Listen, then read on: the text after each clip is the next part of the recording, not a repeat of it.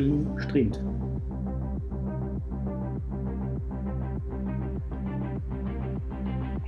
So, das können wir 10 Minuten lang schon mal ein bisschen chillen hier.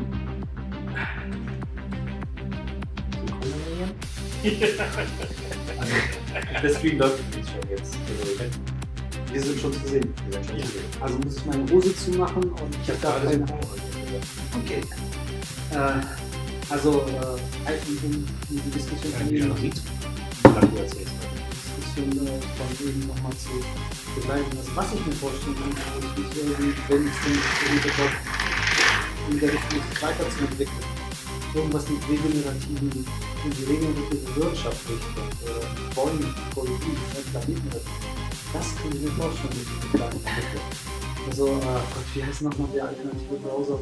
Wenn Ecosia ein Office hier in Düsseldorf hätte und die bräuchten einen für egal was, würde ich auch sagen, ich bin dabei, ich mag euer Konzept.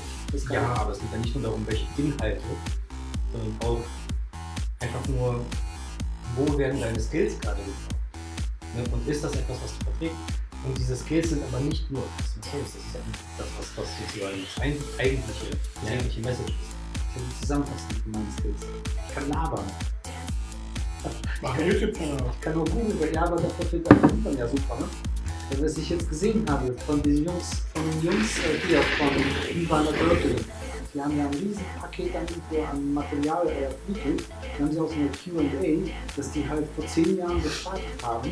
Und jetzt nach 10 Jahren mit ihren 150 oder 300 Videos haben die mittlerweile eine Patreon-Gemeinschaft, die $12.000 im Monat liefert, womit sie sich quasi die Crews für diese Lab-Videos und sowas leisten können, um richtig professionell diese Videos zu machen.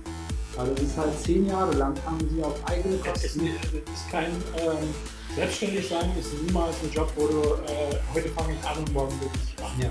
Ja, so wie gesagt, aber wenn die Düsseldorf meine Fähigkeiten von so einem regenerativen Zweig oder Weltrettungsbaumpflanzer-Typen in Düsseldorf wären, würde ich da sofort. Andere Frage, also du hast vorhin die Parameter genannt von deiner Suche. Also die suchen auf 10 Kilometer oder auf 20 Kilometer und so. Ja, aber das ist ja das Schlimme. Die ersten 2 Seiten bleiben gleich und dann kriegst du von halb Deutschland alles mit dir angeboten. Also das, was du vorschlägst, mache ich quasi auch. Das mache ich. Weil ich muss ja jede Woche am Sonntag habe ich mit den Jungs ein Reporting vereinbart. Also mit dem. Red weiter, ich will nichts wissen. Und dann kriegen die von mir halt eine Zusammenfassung meiner Bewerbung. Ich versuche halt gleichmäßig da was zu generieren und deswegen mache ich das jede Woche, dass ich das erstmal fokussiert angucke, dann auf 10, auf 20 und dabei gucke ich nochmal die ersten 20 Seiten durch, ob da irgendwas sich ändert. Und dann gehe ich auf die anderen Jobbörsen und dann gehe ich nochmal in die Walachei. Aber auch in der Walachei, also auf der, es gibt ja so Kleinanzeigeseiten für Düsseldorf und es gibt Arbeitsamt selber. Und die haben alle Seiten, wo die gleich ist. Auf alles das, wo ich gesagt habe, das kann ich vertreten mit meinen Gewissen, kann ich mir auch schon beworben bei den Sachen. Deswegen haben wir auch schon 80 Bewerbungen gemacht seit Dezember. Aber so wie du es gerade schon mitgekriegt hast, Corona hat so hart auf den Deckel gehauen, dass jetzt einfach nichts Neues kommt. Aber das sollte sich jetzt eigentlich langsam wieder. Ja, ich gehe davon aus, dass sich das im August, September auf jeden Fall irgendwann muss ja quasi was, also wenn die Politiker davon reden, dass wir Anfang des nächsten Jahres 5% Wachstum haben werden, das passiert ja nicht am 31.12. Schnipp-Schnapp, sondern dafür muss man ja irgendwo ausholen. Und dieses Ausholen, das hat auch im August, September. Ja gut, auf der anderen Seite kann man ein bisschen, ich weiß nicht, wie da richtige Regeln sind, bei uns ist Einstellung für das Jahr. Wir kämpfen, meine Abteilung oder meine Subfirma kämpft gerade drum,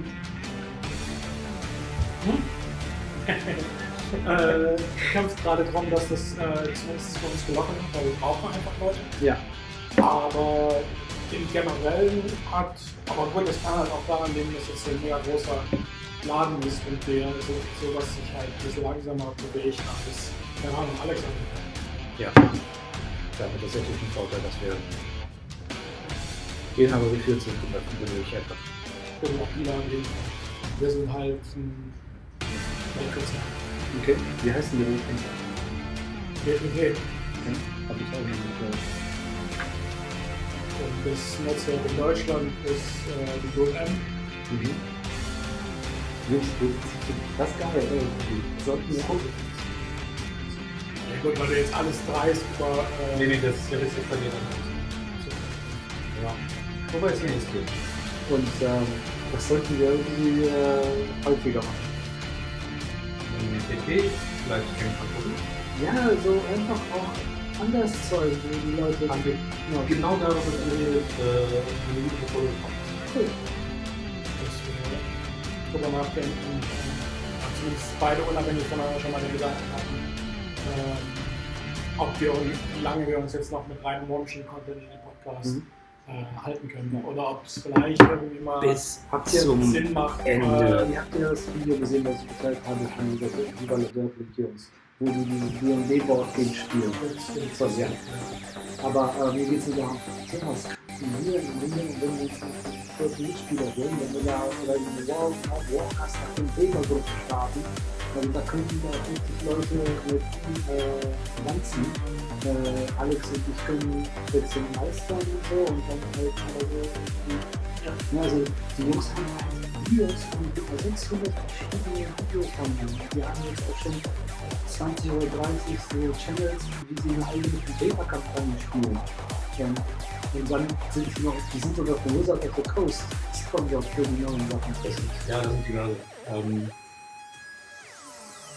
der Grundgedanke war halt, dass wir, wie gesagt, wir wissen nicht, wie lange wir uns noch mit einem One-Machine-Content irgendwie halten können und ob wir nicht vielleicht noch, ja, solange es keine Turniere gibt, und solange die Community im Moment so tot ist.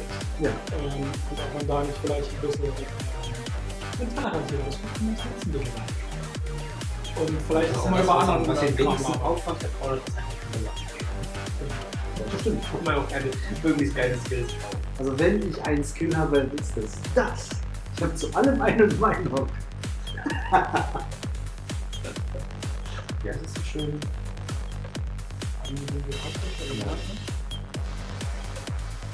Dein Meister wegen Menschen.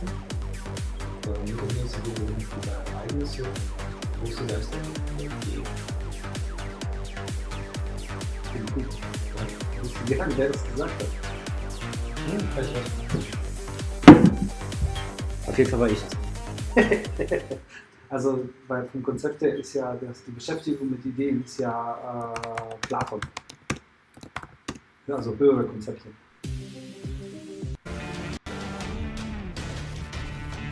Das Zitat kommt von Roosevelt. Eleanor Roosevelt. Nice. Also nicht der Roosevelt, sondern die Frau.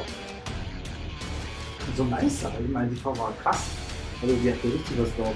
So. Hätte sie ja mal Präsident sein können. Wir reden über das falsche Jahrhundert. Von dem war Entwickler. Von Teddy?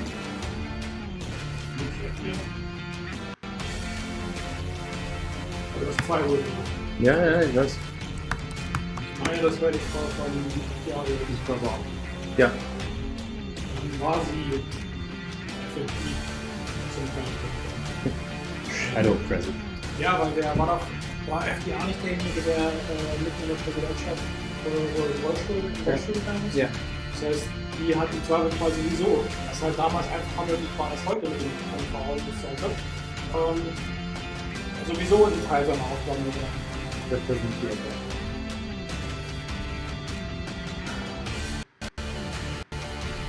Und so?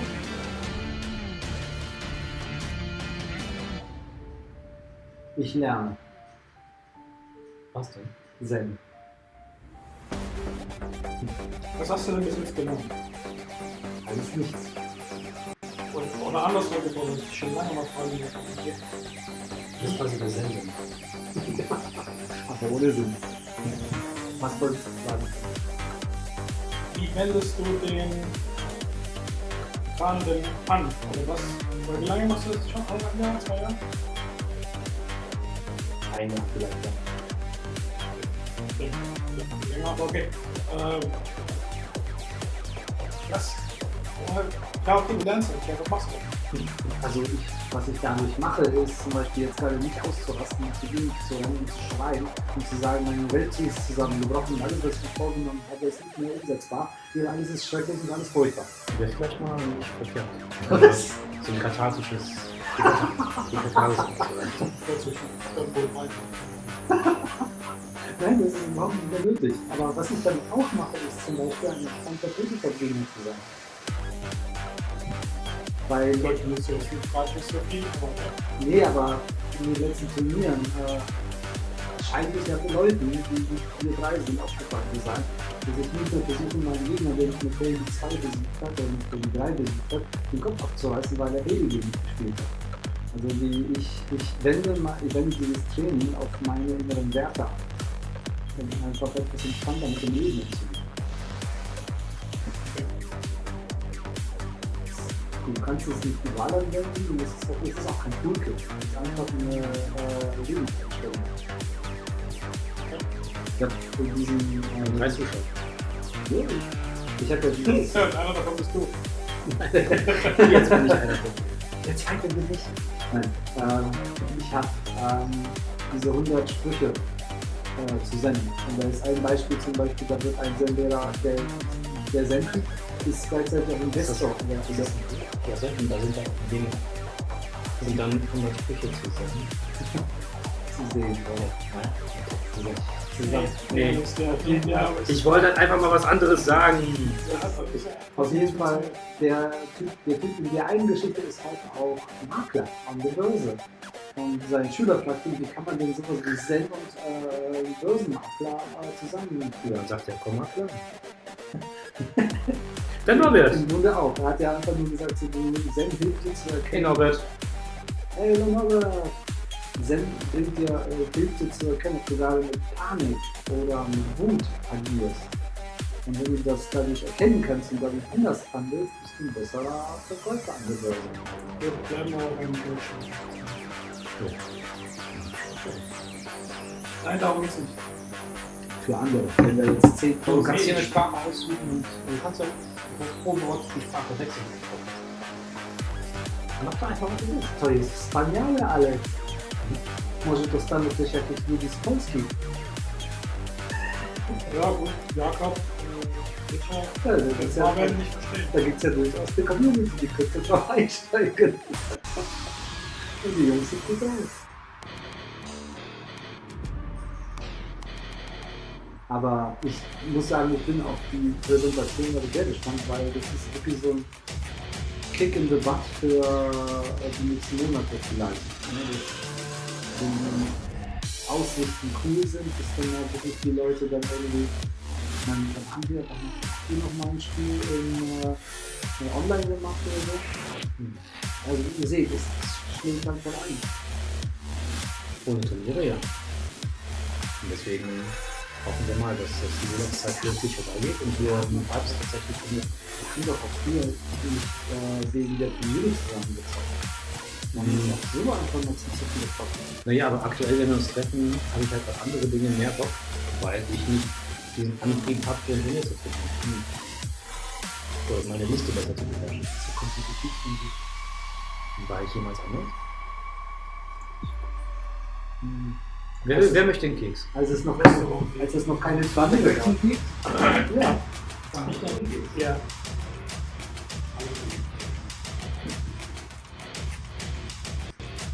Nimm den Kick.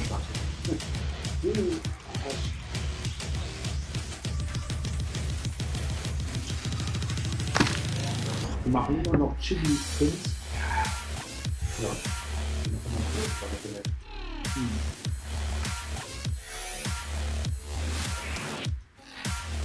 Gestern hatte ich Bock darauf, mir dieses Rückspiel von Heidenheim gegen Bremen auf den Bremer Livestream anzuhören. Ich hatte jetzt mittlerweile so ein bisschen Erfahrung damit, wie jetzt Dortmunder Livestream, das Netradio fließt. Die Bremer haben irgendwie angefangen mit 300 Zuschauern und in jeder Minute des Spiels wurden das Foul 2000, hast 2 Worte von einem Proton, dann war es down. Die waren völlig unfähig, das zu kompensieren von ihrer Technik her. Krass. Machen wir zum Primax. Nö, die dann nicht an. Also, wenn ich mir erstmal einen Prime hole, dann will ich versuchen, mir Sachen zu bestellen, weil die kommen ja dann schneller mit Live. Du kannst auch Prime haben, nur zum Videos gucken, nicht unbedingt zum kostenlos bestellen.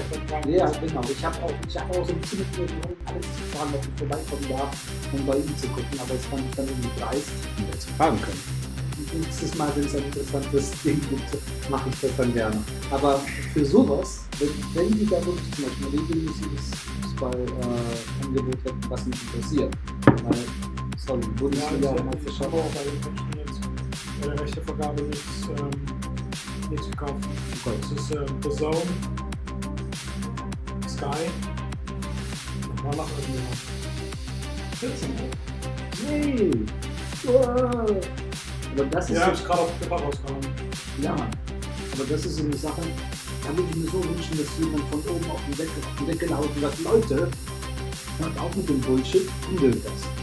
Nee, Bündelt das? Bündelt. das ist ja noch Monopol. Der Markt reguliert. Der Markt ordiniert sich selbst. Höchstens. Das ist halt wirklich so dieses Aber das ist ja auch alle wollen Orgasmus. das ist ja vor Kann man massiv organisiert werden. Theoretisch.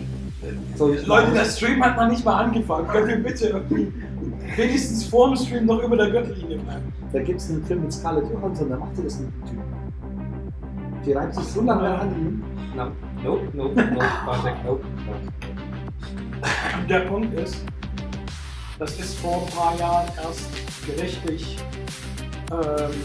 so bestimmt worden, dass die Rechte nicht mehr an alle vergeben werden. Wettbewerb, das billiger wird dadurch. Ja, eigentlich nicht. Wenn du ein Fan bist von Fußball und du willst dir alles im Jahr angucken, bist du bei 5 verschiedenen Unternehmen. Ja, aber der Casual-Fan will alles. Der Hardcore-Fan ist immer. Noch viel Geld haben. Ja, das ist schon so. Ja gut, deswegen höre ich mir das ganze Jahr die Würdest du dir Augsburg gegen Freiburg gucken?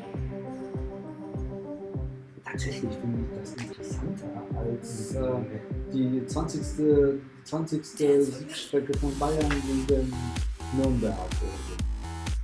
Also Freiburg ist ein schönes Beispiel, weil das halt. Ich wollte es ja. das Konzept, nicht die tatsächliche Partie war weg. Lang weg. Ja, okay, also die Idee kann ich nachvollziehen. Ja. Also dieses, es darf nicht alles bei Sky liegen, weil Sky kann dann auch die Preisdecke schließen. Also die Theorie ist super. Ich meine, Jetzt gab es ja letztens noch den Post bei uns, dass es von Warhammer diesen neuen Archon gibt. habe ich gesehen. Diesen Techno-Archon. Und So klingt der übrigens. Ja, genau. Herzlich willkommen zum Techno-Archon. Genau. Der Techno-Archon. Tabletop Hooligans Techno-Archon Edition. So, was geht ab?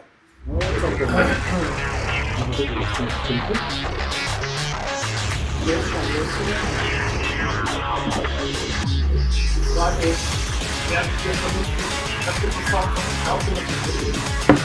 Können wir dann sehen. Weißt du nicht? das ist ja ein bisschen leider.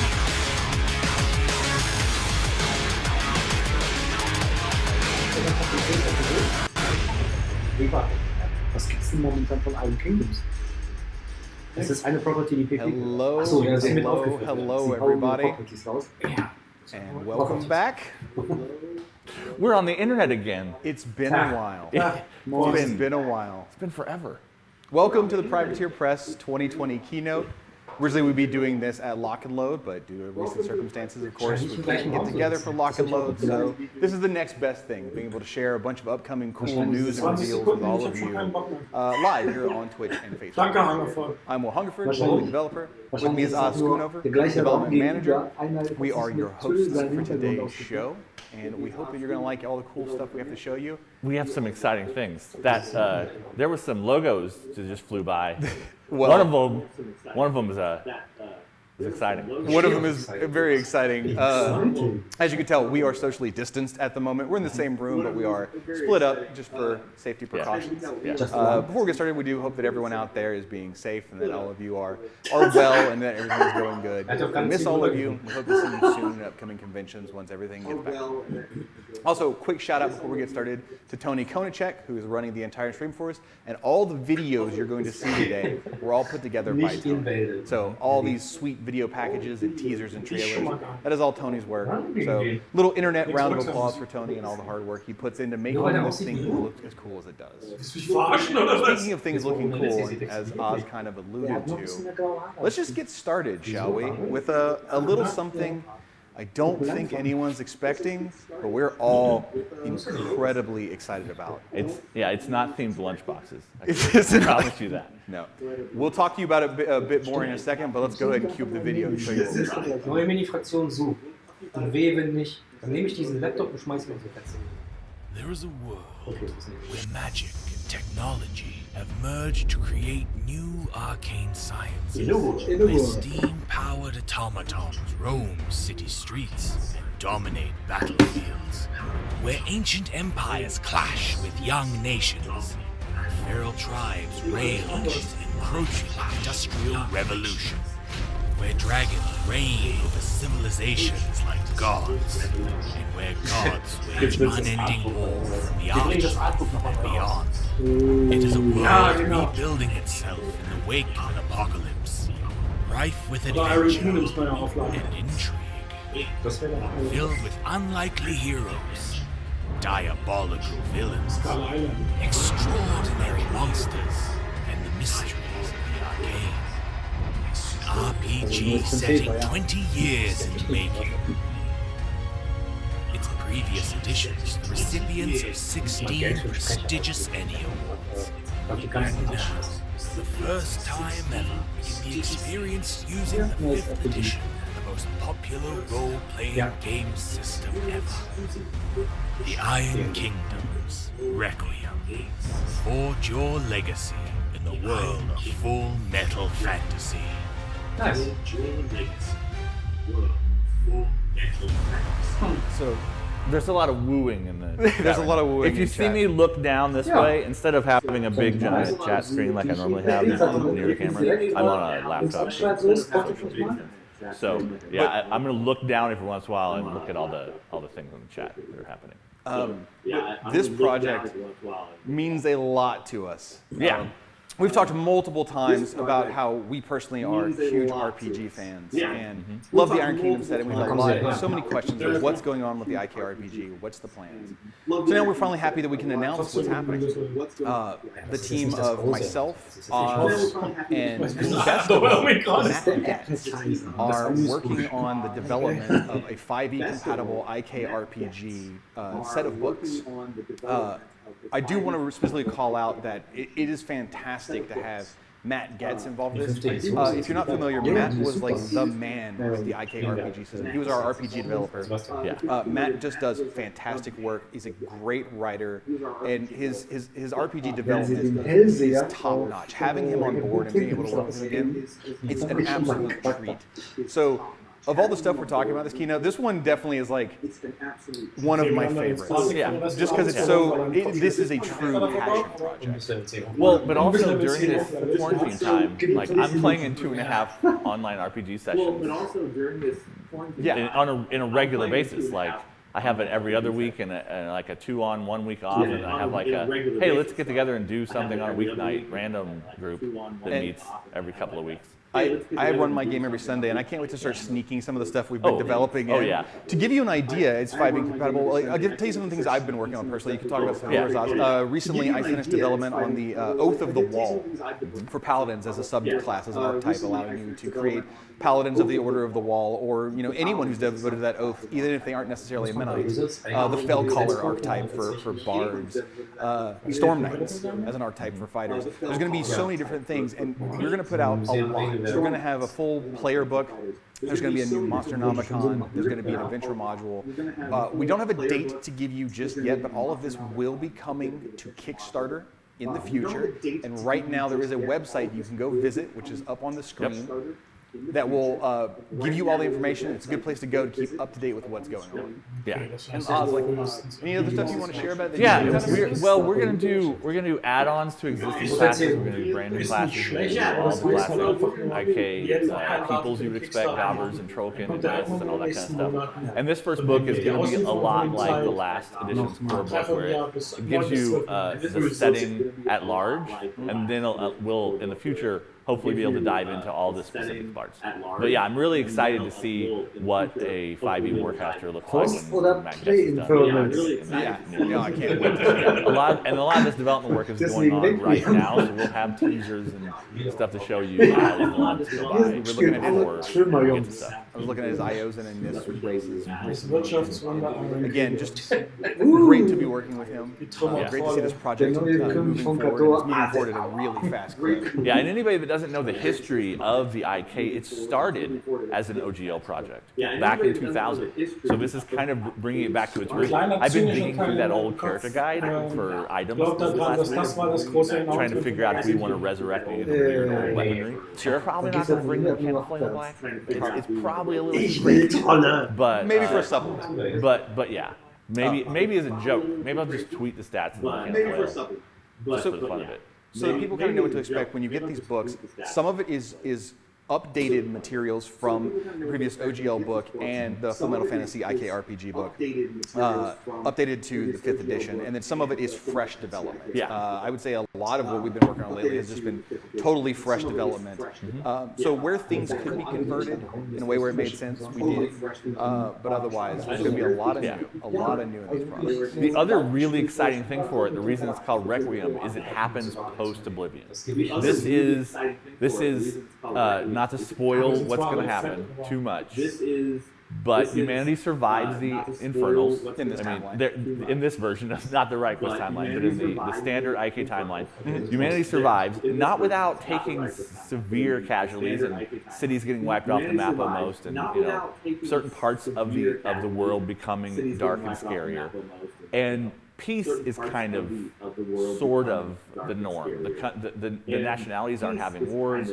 The Infernals have kind of been held back a little bit. Yeah. So you're going to be able to run around as an adventurer in this world, running into things like Grimkin and Infernals that weren't completely, fully eradicated, and in previous RPGs weren't fully playable. Like, a bunch of the Grimkin stuff never appeared in the last edition of the RPG. So you want to fight all those Dreadrots taking over that small farming village that's been mostly decimated by the Infernal invasion, then that's an adventure you can have. Yeah, and of course all the materials usable in any other 5e games you might be running. So look forward to more, especially all you lore fanatics out there. There's going to be a ton of new stuff for you to read. So excited to announce that, but let's go ahead and move on to the next thing we want to talk about. The next thing we want to show you is, of course, some of the Mini Crate previews for 2020. Now, if you're not familiar, Mini Crate is a subscription service we offer where you can go to mini-crate.com and you can receive a special model in the mail every month, usually a resculpt of an existing model playable in War Machine or other games that we make. And if you do a 6-month sub, you get a special VIP model for free in shipment. So Mini Crate! A couple of books around the internet, but we want to give you a look at some of the concepts of basically most of the main Mini Crate models coming out through the rest of 2020. Also, the music is banging. Oh wow. Bitte, zweimal unterhalten.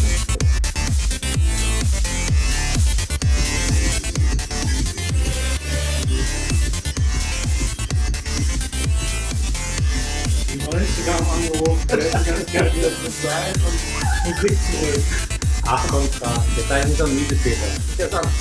Lustig aus. Okay. Welchen Ring? Space Gore 10. Gore 10. Geiler. Gore 10, verstehst du? Natürlich. Was ist jetzt?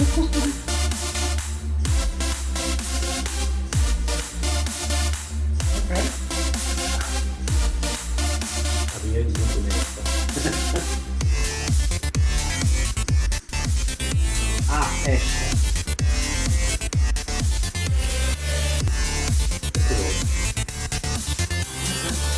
Das sieht cool aus. Tony, that music choice, man.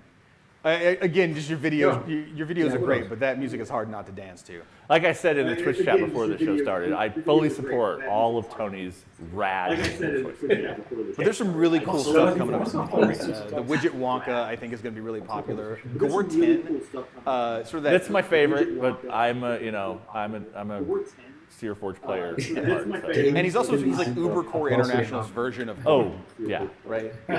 So as the Monpok lead developer, I figured you'd dig him because he is your War Machine Bay and crossed with a Monpok faction. That pig you saw on the bear is an alternate pig lookout, by the way, that you can use in any your pig lookout units. And just a lot of really fun stuff coming up. So if you aren't already subscribed, aren't receiving the models, you can get single models if you want. You don't have to do a subscription. You can just order a model a month. But definitely go check out the website and see what's coming up. No, I just mentioned it. Ubercore International. So why don't you key up what we're talking about next? Well, this is a look at. So we've got new factions coming from Monpok, and the Draken Armada is like seconds away, basically. July is the first releases for the Draken Armada, but we haven't shown a lot of art for them yet. Only stuff that's been solicited, and the Zerkalo block are also coming out really, really soon, and we've had, I think, one solicitation for their models. So this video is going to have all the stuff you can look forward to for those two new factions, and then a little bit of a tease for what's coming in the farther future, not way, way, way out future, but a little bit beyond those releases. And then we'll talk about some more stuff afterwards. Well, let's show everybody what we're talking about. Let's show everybody what we're talking about. Yes, let's. Ja, ich finde die Affen mit Raketenpacks. Das ist schon witzig. Mal gucken, ob das jetzt 90 sind.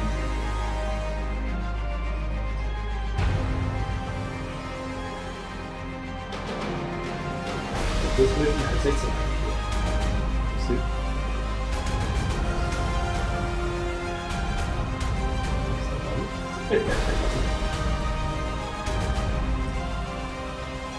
Oskar.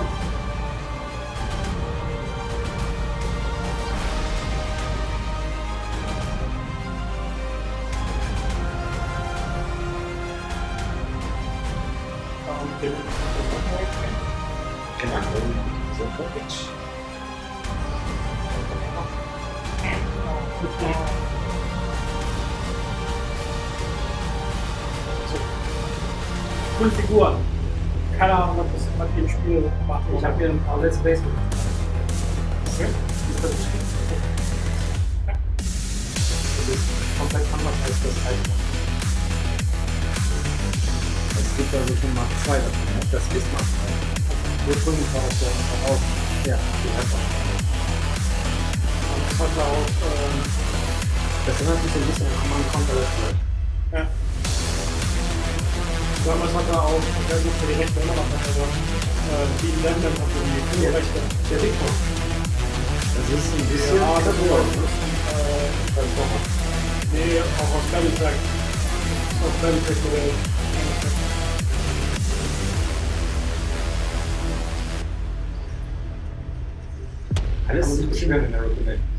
Alles ein bisschen Russland in der Fraktion. Ja, ja, deutlich zu erkennen an den roten Sternen an der Faust.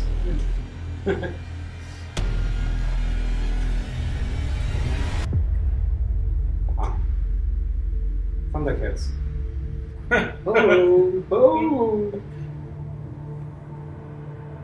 Okay. That was man.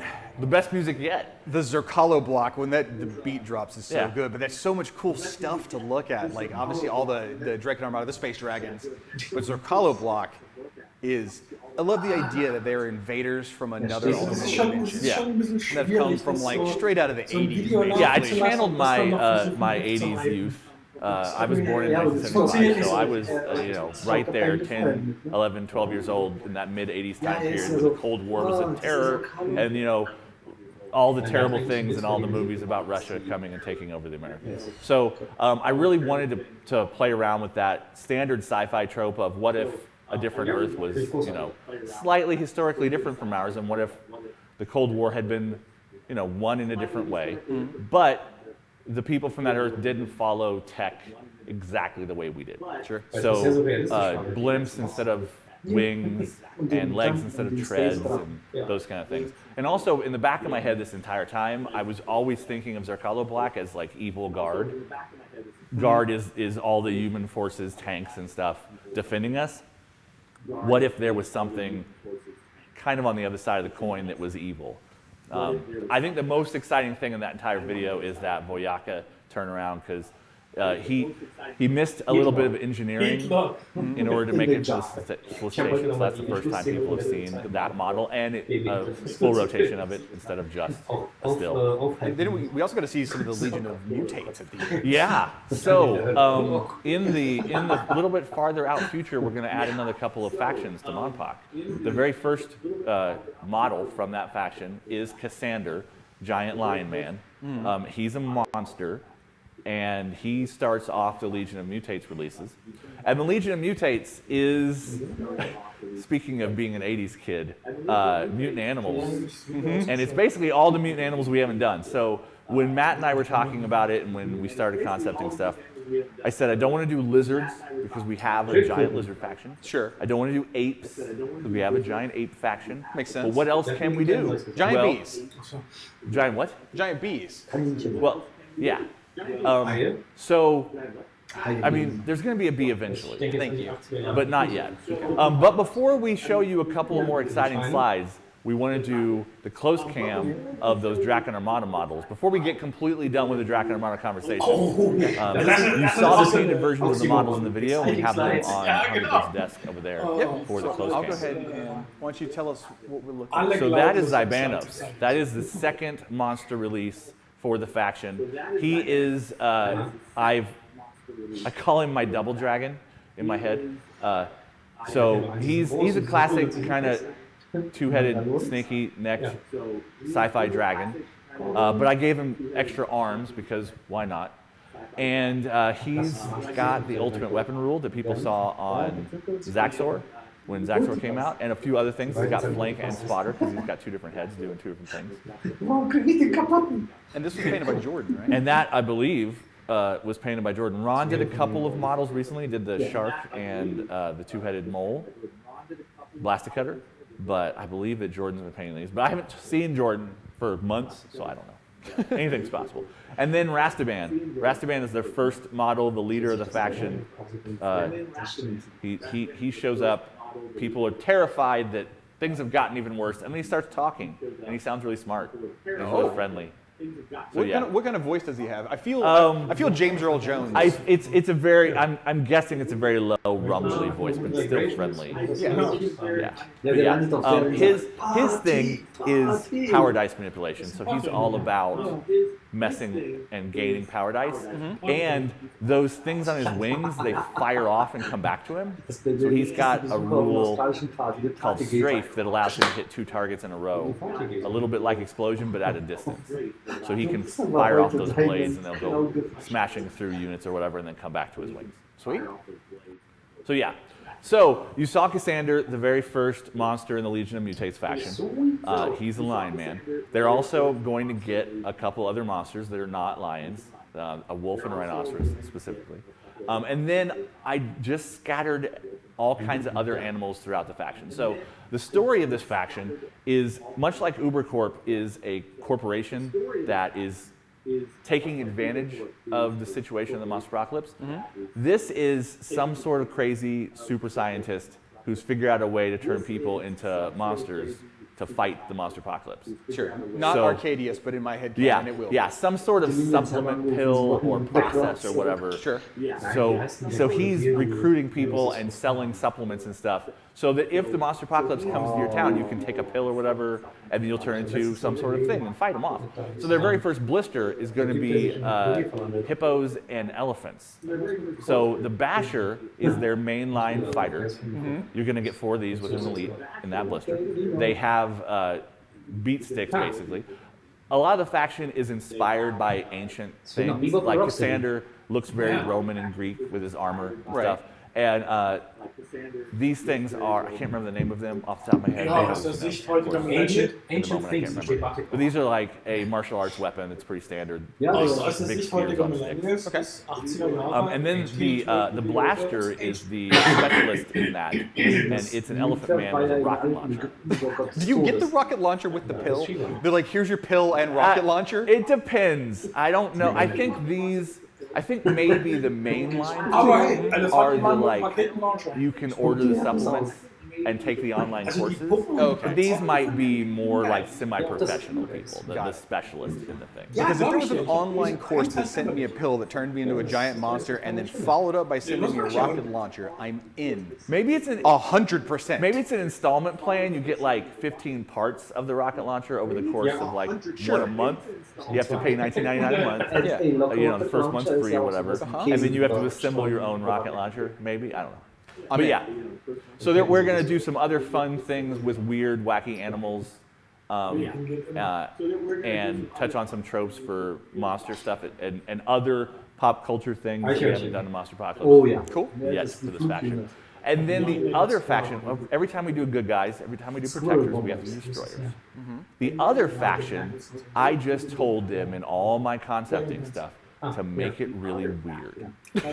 So Tony's going to show you the first slide. The Voider is their mainline ranged unit. It's a sphere with various geometric shapes spinning around it. Okay. So if you've watched a lot of kaiju movies, a lot of them are like a giant lizard or a giant ape or a guy in sci-fi armor or whatever. Right. But there's also some more edge case ones where weird things happen. Right.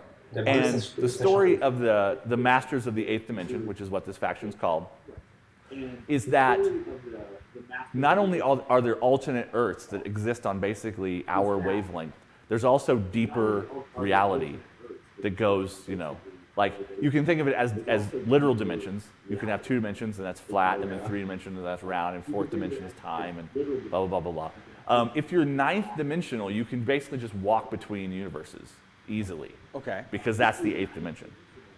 So these things are trying to tame the entire multiverse, and they've pinpointed the Monster Apocalypse is a cause of a lot of divergences in reality. So they've shown up to try and basically smooth out reality into one existence. And they're really weird. So their first thing is a weird little sphere. Yeah. The specialist in that blister pack is a facilitator, which is a pylon thing. It's going to be able to help. It's called facilitator because it helps out other units. It's like being attacked by hostile geometry. Yes. Just like what killed Billy? A triangle. Yeah, there was a triangle. Well, it was like 17 triangles like weirdly touching each other in ways that shouldn't work. Yeah. And then one of the triangles flew off and blew up Billy's house. So you know that kind of thing. I guess during the Monster Apocalypse, though, as the average citizen, you don't care anymore. No. Right? Like all will to live has been crushed underfoot. You know, it's like You have invested in a fallout shelter in your backyard, and anytime you hear something bad's coming, you don't stand around to look for what it could be. It could be, you know, accidentally a guard robot just stepping on your car because it was fighting for God. that's why I'm taking the pill that turns me into an elephant and gives me a flamethrower. So speaking of angry geometry, their very first monster, Perceptor, is all about angry geometry. So their monsters, the Legion of Mutates monsters, are named after ancient kings. So Cassander was like Alexander the Great's grandfather, I believe, if my memory serves. These guys are roles. So Preceptor is a leader / teacher. So the Knights of the Holy Grail and stuff, they had precepts that were led by preceptors. It's also a term for like a teacher. So the first thing that steps out of this weird reality loophole is this giant angry triangle monster thing. There's a couple things. First off, this faction is, like you mentioned, super weird, but super cool at the same time. Oh yeah. Well, we always go for cool, but with this one, I really wanted to push the weird envelope. And I can imagine this color shift painting and making him like glimmer dazzle as you're moving him around is going to look really good on me. Yeah, they've got lots of him especially. It's got lots of flat surfaces. So If you are color shifting him, the light will hit different parts of him in different ways. But, yeah. But we'll show you more about both these new factions and other plans for Monster Apocalypse in the near future. I've got a plan all the way out through, I think, nearly the end of 2021. And a lot of that is bringing back classic monsters, like a certain Lost monster that we've been talking about for a couple of years. Finally. But also things like resurrecting more of the combiners as standard monsters, like Tyranics, which has always been one of my favorite designs. And then putting out some other stuff, some other new things, and some other things like buildings for factions that don't have buildings yet, and that kind of stuff. But when we get closer to those time periods actually becoming more real, like concept art shown off or renders or whatever, then we'll tease all that stuff in our regular social media. Well, speaking of weird sci-fi stuff, let's shift gears and move over to Warcaster. So we want to give everyone your first look at the upcoming new faction for Warcaster, as well as several of the vehicles that the factions are going to be picking up. They're all becoming in the next Kickstarter coming out to Warcaster very, very soon. Yeah, the Kickstarter page teased some of the vehicle art, but people haven't seen them up close and specifically, so we're going to show you that today. But it's time for Faction 4, and for those of you who had mentioned the first three factions are various flavors of humans, I wonder if the fourth faction will be something vastly different. The answer is very, very different. Yeah. Wirklich, du wunderst dich? Der zitiert doch jemand. Gut. Dann habe ich jetzt nämlich 55 € für Marcha ausgegeben. Der Gedanke kommt auch gerade, dass jetzt wahrscheinlich irgendwas kommt, wo alle Leute sagen, fuck, hätte ich das vorher gewusst. Ja. Aber hey, das ist dafür ist ja ganz gut, wenn du jetzt nicht gerade mit mehreren 100 € eingestiegen bist. Ja, klar, das ist in dem Fall gar nicht so. Mega. Also die Gründe steht da dann. Ja.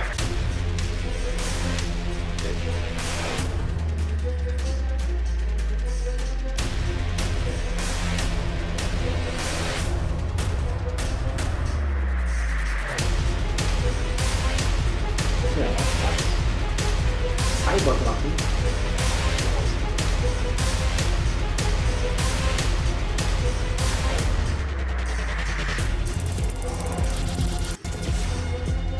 Bisschen Curse-mäßig. Ja. Wo ist der immer weiter?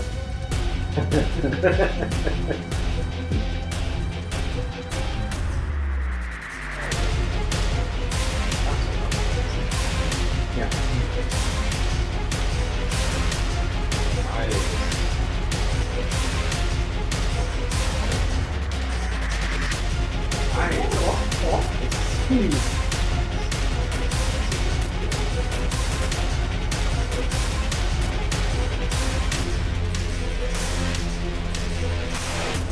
Jetzt guckt uns das gerade kein Mensch zu, ne? Aber gerade gibt das hier Zeit. Sense kriegt man Zeit. Das wir nur nicht das heißt auch nicht Quatscher ist ein Kutscher. So.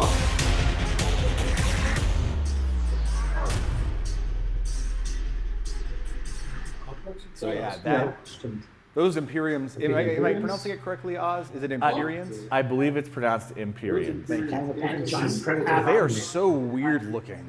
Like robot insect people? They're very hard to describe. They have a very unique look. Yeah, the thing that we talked about when we were first concepting a lot of this stuff is that the reason humanity gets to the Sirius Galaxy and all the planets are empty is because most of those planets have uploaded themselves into robot bodies, and who knows what those people looked like. They weren't necessarily humanoid, you know, 2 arms, 2 legs, 1 head, that kind of stuff. Sure. So whereas on Kane, the Sirius has made human bodies to a certain extent. Lucant has 4 legs, and there's a little bit of weirdness there. But they mostly made human-ish bodies. What would these other aliens have made? So we've got aliens and robots smashed together like the best kind of combination. And tentacles and other weird alien type stuff is all over these robots. Well, why don't we run through a few slides and tell us what we're looking at on each one here. Okay, so the very first one I have to look at to make sure that I'm remembering. The beauty of doing it live. So this one is Heavy's that we haven't really seen full-on art of. So if you look in the background, that's the Eternus Continuum Heavy. And then in the foreground is the Iron Star Alliance Heavy. There's also a whole bunch of vassals, reavers, and another kind of vassal that is fighting there. And then a paladin in the front. And I don't know what he's holding. It's something weird. So yeah, so that's just a cool piece of art of some action from the game with some models that you have seen some renders and art of, but never seen full-on art of. Show me more of that sweet, sweet Imperium. This one, so look really close at your screen. That horizon back there is like a million robots lined up. Little robots just coming to beat you up. They've got a lot of their Zenith vehicles in there. Their skyships are weird and vertical. There's a gate in the background and then one of their skyships in the foreground. So, are the Imperials arriving? Does that mean humanity is I mean, it's a story about ongoing war, so it can't just mean, oh, we lose, all the humans are gone, but I mean, robots win. How powerful are these things? They're so powerful that they can change, the orbits of galaxies and stuff to a certain we've talked a little bit, and then in the rulebook and stuff, there's a little bit more of the lore and things, but the place where they live controls elements of the galaxy. They basically figured out a way to reprogram how space and energy and all that stuff flows. So they could throw a moon at you if they wanted. So they could possibly throw a moon at you. I don't know. I mean, maybe we'll have a story where a moon flies and stuff like that. I don't know. Okay. Seems tough, but I guess I'll have some guys with guns hiding in cover. I mean, you get like a cool bike or a Jeep. Outrun the moon. Yeah. And then the next slide we've got is their box art. So that shows you which of those models in the preview you're going to get in the box. You're going to get a light and effectively a weaver, and then a squad, and then a solo, a support kind of solo. Well, sweet. Well, I guess let's take a little closer look at some of the models coming up as well. Okay. So this is the demon. This is the light. It comes in the box.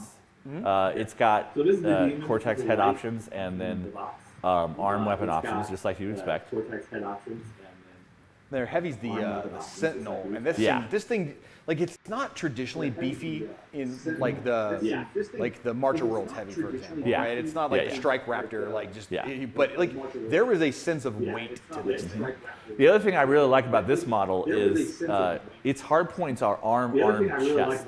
Oh, nice. So it's got a chest beam, so there's a little plate, different chest plates you can put on it that are where its gun comes out of in its chest plate. Now, the Weaver for this faction is the Oculus, correct? Yeah, the weird sneaky guy. He is their Weaver. Yeah, and he's like, I think this model really sort of exemplifies, like, what do they look like? You just show somebody the Oculus, right? Yeah. And you'd be like, they look different. Yeah, they've all got a little bit of serpentine kind of action to them. Even their warjacks have kind of tentacles and stuff. But this guy, no arms, no legs. The other thing, to tease a little bit of rules and stuff, because you'll see rules later, and we'll make all that stuff much more public and accessible when we get closer to this stuff coming out.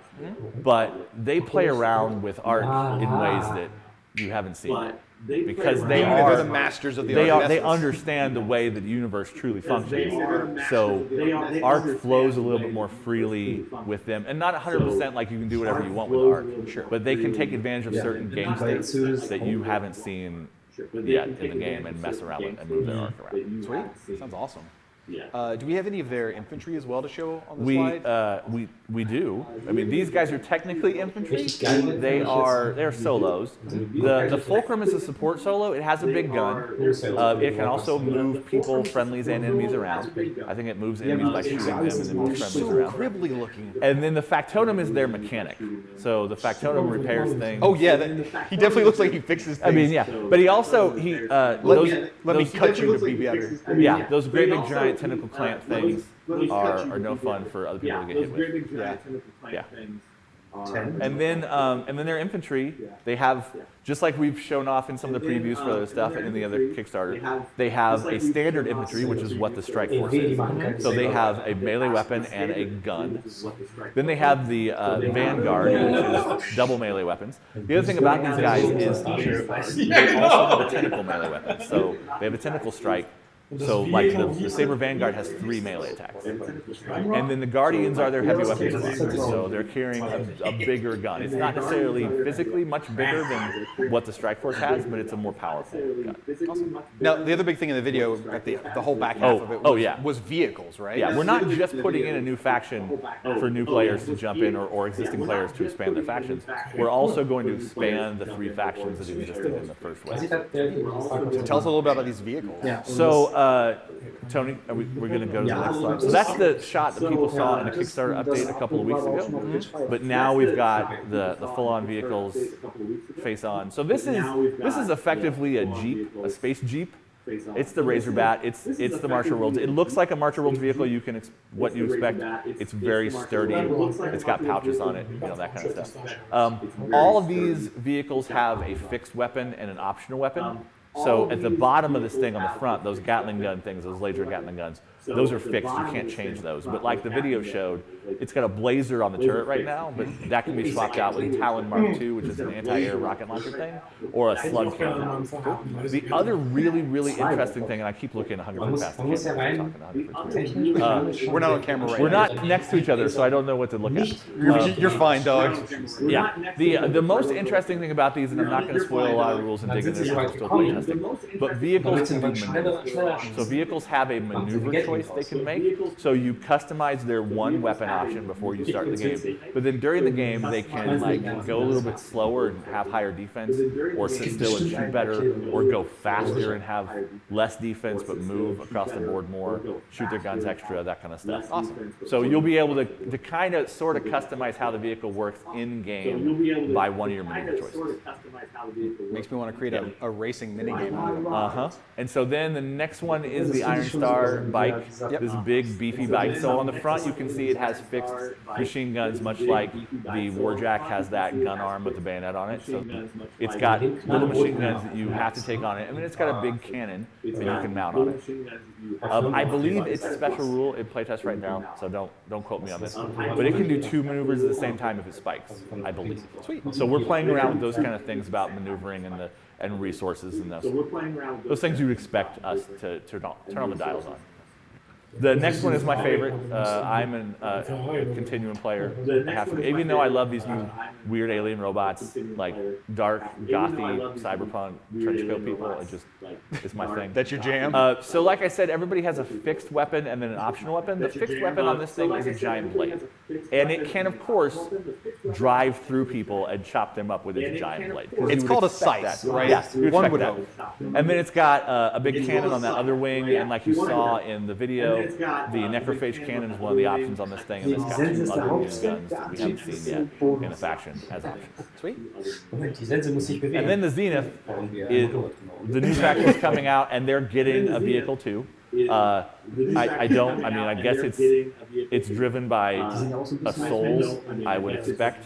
I don't think the pilot can just climb out of this like the other ones can. He looks like he's coming in for the most intimidating hug ever. Yeah. I just don't want that. And then, like you saw on the video, the little top part is the optional weapon option. You can swap out what kind of gun it has. And it has a fixed weapon, which is probably one of those other orbs or something on it. I'm not really sure. It shoots a beam out of something. Yeah. So obviously the Imperiums and all the new vehicles will be coming to Kickstarter in the near future. So keep an eye out for that. Make sure you stay at privateerpress.com to get more announcements and find out. But that's not that far away. And I've seen it in chat. We don't have an official announcement on the shipping dates of the first Kickstarter, but expect that information really soon. The guys are packing stuff in the warehouse right now. You've seen photos on our Twitter feed and stuff of boxes and all that stuff. So it's all coming together, and it's gonna leave the building really soon. So let's go and touch on War Machine, shall we? Everybody knows about War Machine. We love War Machine, and we got some really, really cool stuff to show you. First off, we've got a little video we want to put out that's going to show you the models kind of coming out through the rest of this year, and then talk a bit more about things coming out after that, including news about the CID, and a very special model we want to show you that's going to be available very, very soon. Tony, sorry to fake you out there. Go and hit it. Tony, sorry to fake you out there. Nichts mehr zu Warcaster. Schade. Turnierregel werden wir schnell gelöst. Ja. Wahrscheinlich hat das halt nicht so richtig im Kopf. Bring it on. Hubris. The gods of man and wild believe they can save the world with these false angels. I will show them action.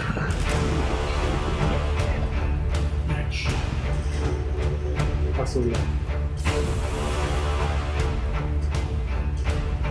Aktuelle Horst.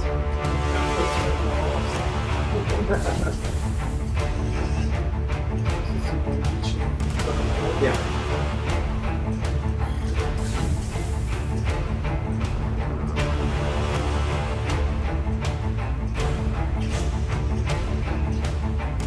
Das ist auch ohne Witz. Ja.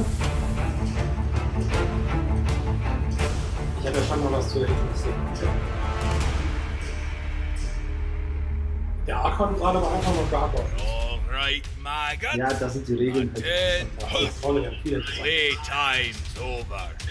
You are, without a doubt, the finest squad of stone-cold killers that children of Dunia have ever produced. It is time to perform the task that you were put on this great cane to perform. Kill the enemy. Annihilate the enemy. Leave nothing behind but your own footprint as a reminder. The children of Dunia were here. And they were best. Oh, oh, General Gunner. Super hier, General. Super heftig, General, genau. Okay.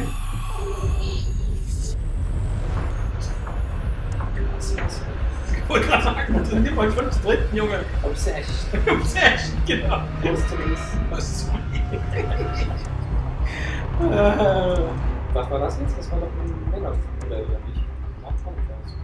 Sah eigentlich nach Diablo 3. We got a lot of stuff to talk about after that. So, first off, before we talk about the models we saw and some models that weren't in that video, I want everybody to know, every lock and load, we try to have a special alt sculpt model available to everybody. But obviously, there's no lock and load this year where we can all meet up and do that. So, we still made the model, and it's going to be available online.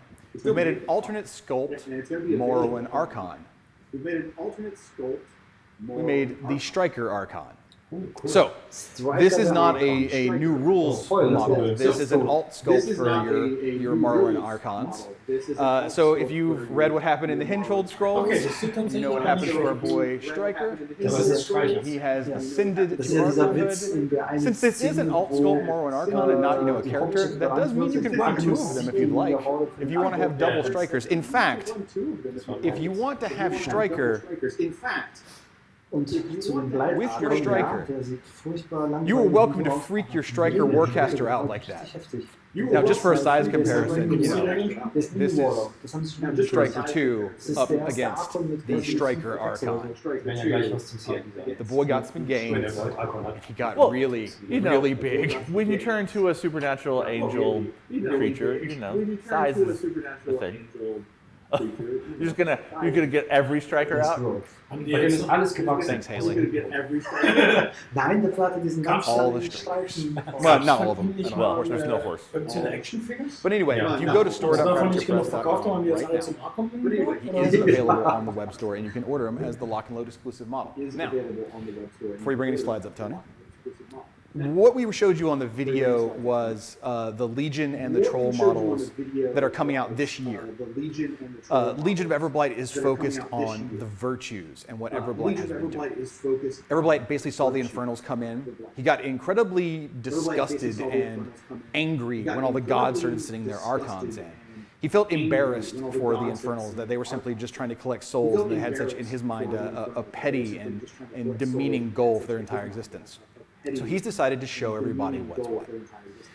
He took Bethane and he used her and Belphegor, and he used them like clay, and he just kept pulling them apart and putting them back together again, pulling them apart, putting them back together again, to see what he could do. In the process, he perfected a new form of fleshcraft, and he created an entirely new race, which are the virtues. So the virtues are going to be a unit, which is the virtue host, and then they're going to solo the virtue champion. The virtues are not Nis. They are something completely new that he's just made. They are the elite vanguard of his army. Each one of them can take out other units by itself. They're going to be 3-man units. They're incredibly, incredibly tough, and they're going to synergize well with each other. And his perfect creation, the Blight Archon. Now, over on the troll side, what's been happening is that the children of Dunia have joined forces in sort of an interesting way. The Dunian worshippers and the Trollbloods and the Dunian worshippers and the Pharaoh, specifically the more organized and military aspects of those two groups of worship, have come together and decided that the Dunian children have to band together and fight back against all this chaos that's going to destroy all their lands. So we're going to see a new theme force, Vengeance of Dunia, that's coming out. That is a combined troll and minion theme force, and that's why you saw the Pharaoh Sapper in with the troll preview as well, because that model will be coming out at the same time. It's basically the guns and God theme force all mixed in together. Well, it's nice to see that the non-human gods are also being represented. We brought out Archons in that Oblivion wave, but we didn't do a theme force that was specific, like we did the Morrowind Thamurite theme force and the Khador and Midnight theme force and that kind of stuff. Speaking of Archons, that's a good segue, Oz. You really set me up. Well, I love this entire thing is kind of about angel envy. Like, everybody's like, I can make my own angels. And then all this other angel stuff just starts happening. So, if you've been paying attention to what happened at Henchel, there's been a ton of carnage that went down. Just there are people dying left and right, piles of bodies, and something, nobody knows really who's controlling them, has shown up. It's the Death Archons. So Death Archons have started arriving on the battlefield. These are going to be a Merc Minion Archon that's going to work for a variety of factions. They are literally the divine embodiment of slaughter and carnage. They show up and just lay waste, reaping as many souls and as many bodies as they feel like before they just take off. Now, there's another Archon coming. It's not a Merc Minion. It's faction specific. The Grimkin are getting 2 releases right after the Trollblood stuff comes out. So you're going to see the Legion models, then you're going to see the Trollblood models, then you're going to see the Death Archon. Right after that, you're going to see the Defiled Archon. The Grimkin got their hands on some Midnight Archons and took them down. Spent a few millennia and a time warp with them and spit something really, really blasphemous out. The Defiled Archon is exactly that. It is the Grimkin's malice and nightmares poured into the divine embodiment of a Midnight Archon and twisting it into the horrible form you see. It's hard to tell from the concept art, but for example, the minifixes on the shoulder pads are upside down. And you can see that its wings are made out of screaming faces. It has basically a mockery of the true law on that and it will impale enemies, hold them up, and then begin reading them blasphemous rites before it ruins them. This thing is quite literally the anti-Midnight Archon. Now, after that, Grimkin are getting one thing, which is that we want to do something a little fun for them. They don't have a Dragoon. So we're introducing them to the first Dragoon in the faction, Isaiah the Dread Harvester. Now, here we see Isaiah's mounted form, but the dismounted form not shown, his head comes off, and he likes to throw it at other people. And when he throws it, he ends up making dread rots out of those that he hits with his pumpkin head. This is very much the Headless Horseman mythology Dragoon for the Grimkin. Now, not shown here is what's coming after it. And I want to go ahead and tell you all what's coming after this. So we're going to see again Legion of Trolls through 2020, and then into 2020, early 2021 is going to be those 2 Archons and Isaiah. Right after that is going to be the next War Machine block. We're going to be exploring House Elawir. We're doing Retribution, and it's going to be all House Elawir themed. We're talking a new Warcaster, lots of new models, but we're really, really going to buff out the House Elawir aspect of Retribution. Following that is going to be the Crucible Guard block. I want to call it the drugs are bad block, because it's really, really based around the idea that drugs are bad and all the crazy drugs can do. Now, we have loads more stuff in 2021. Some that's a little bit too early for me to talk about right now. Some really big models coming out that we want to show people, but for now, just know that that's the plan, and what you can see Q1, Q2 of next year is going to be Retribution, Crucible Guard, and then there's going to be some other fun stuff scattered around there. Yeah. Now, to wind things back real fast, let's go back to what's next, which is Legion. Legion's coming out starting in September. I believe it's the Virtues. No, the Virtues come out the month after. It's Bethane and the Blight Archon coming out in September. Normally, for a block release like this, we would hold a traditional CID. But given the global situation right now, we can't really run a CID. Yeah. But we're going to still run one differently. Now, it would be irresponsible of us to tell people to go and play games. So we're not. It would also be irresponsible of us to say, your online games count, because people that don't want to play online, can't play online, would feel left out, and they would then feel encouraged to go meet up with others, which is risky, and we don't want to promote that behavior at all currently. So, starting next week, we're going to run the no battle reports accepted Legion CID. We're going to show you all the things coming up for Legion. We're going to show you all the legacy changes, which are pretty large.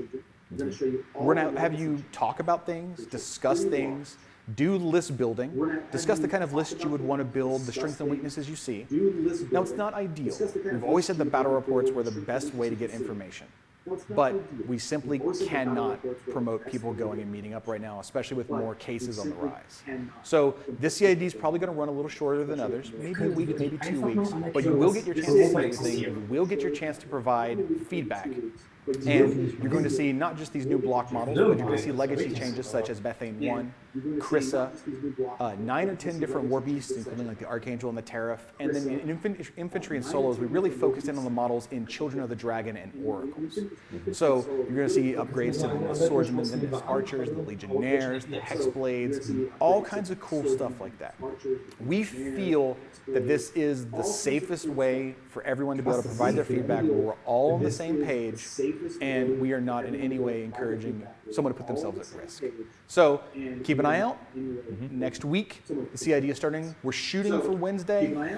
Things happen. We will let you know in advance. But if all goes well, the CID should be up, the forum should be ready, and you should see everything coming up Wednesday. That's all the War Machine we wanted to bring up now. But we do have something else we want to talk about that luckily, all the models in it are usable in War Machine. Yeah, they get that sweet double value. So there's a Kickstarter starting in about 10 minutes or so. Yeah. So we should probably go ahead and get this started. Tony, why don't you go and cue up the next video, and let's get ready to look at the first look at the Wintertime Wasteland set for Riot Quest.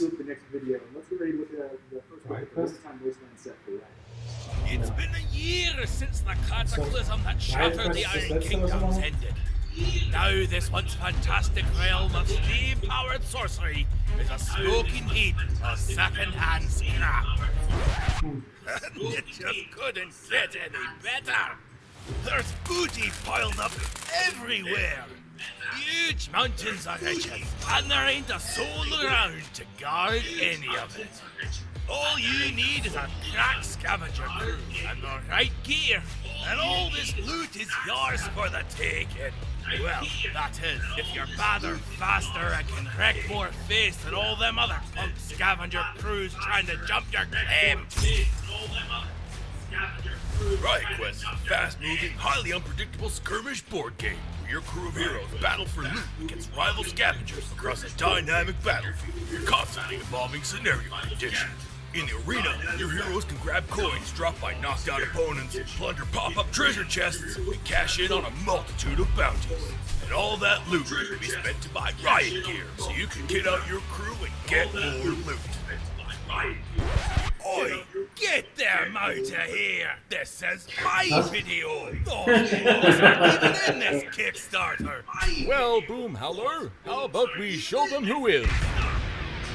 Season 2 of the award-nominated Riot Quest Hobby Miniatures game moves from the smoldering warmth of a fresh-baked apocalypse to the icy chill of its frozen aftermath.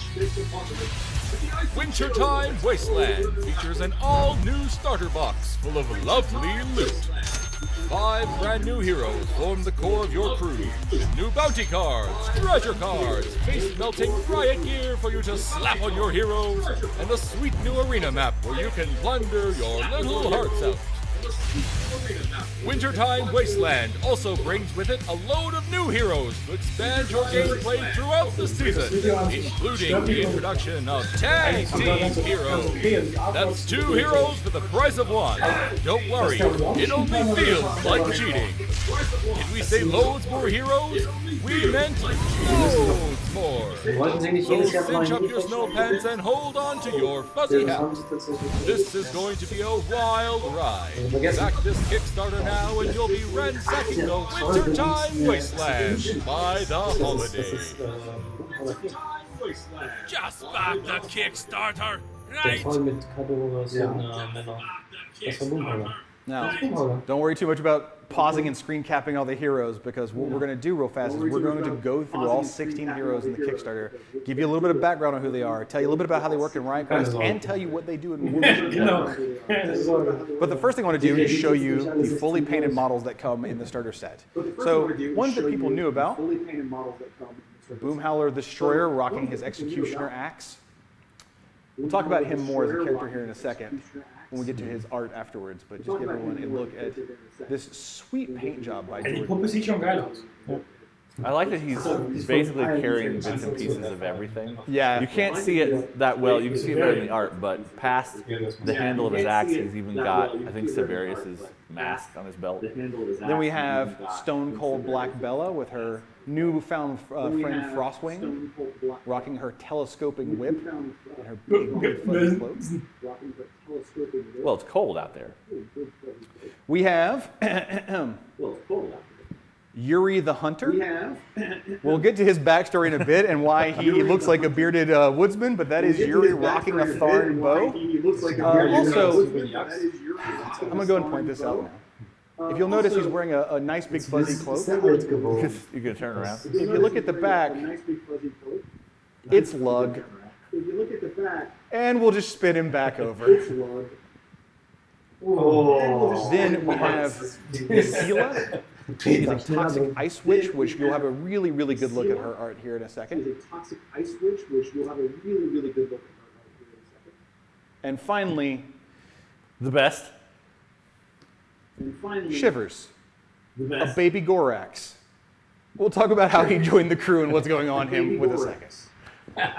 So, first thing I want to show you is the map that you're going to get whenever you pick up a new starter. Ganz geil.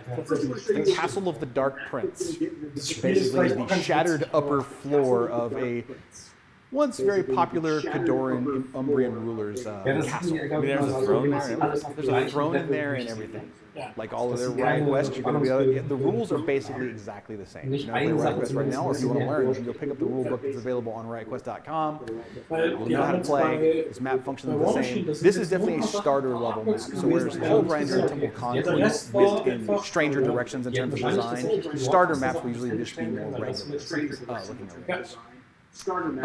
By the way, for everyone watching, the next thing we're about to do is go through all 16 heroes and talk to them, but I want to let you know that right now, I just got the message, the Kickstarter is live. So we just went live for the Kickstarter for Wintertime Wasteland. Now, this Kickstarter is the first mega wave of this season. These 16 heroes and all the add-ons and all the cool stuff is the beginning of Wintertime Wasteland. Wintertime Wasteland is going to keep going afterwards. But if you go all the way in, you get the first 16 heroes in Wintertime and just a ton of stuff. But hang out with me for a second, have the Kickstarter up in the side so that you can go back as soon as it's over. Let's talk about the heroes, tell you what they're about, tell you what they do in War Machine, and tell you what they do in Riot Quest.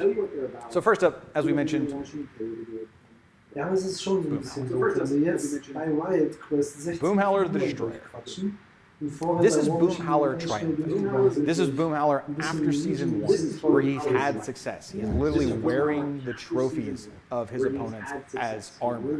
He is wielding weapons of old jacks that he's found that he's capable of carrying. This is Boomhowler with a greater purpose. Boomhowler's solo artist was immediate post-apocalypse Boomhowler, running around having a great time, gunning people down with the chain gun, just stealing things. But this is Boomhowler who realizes he can be a king. He can take what he wants and rule So this is going to be in Riot Quest. He has the ability to command others to move around, hits like a ton of bricks that is obliterated in an action. Automatically if you roll a super On the War Machine Horde side, this is going to be a Trollblood Partisan, and he is effectively the Axe Arc. You're looking at 8 Boomhowlers that can't be taken for free. He does a ton of stuff for Trollblood infantry. He's going to make charge further, he's going to have curse-like abilities to make them hit. He wants to lead from the front, and when he does get up there, we're talking a model that's auto knockdown and thrash. He just murders whatever he hits. We'll be going more and more into the War Machine Horde side of their things in Insiders later on, but we are keeping that separate from the Kickstarter, as the Kickstarter is primarily just Riot Quest.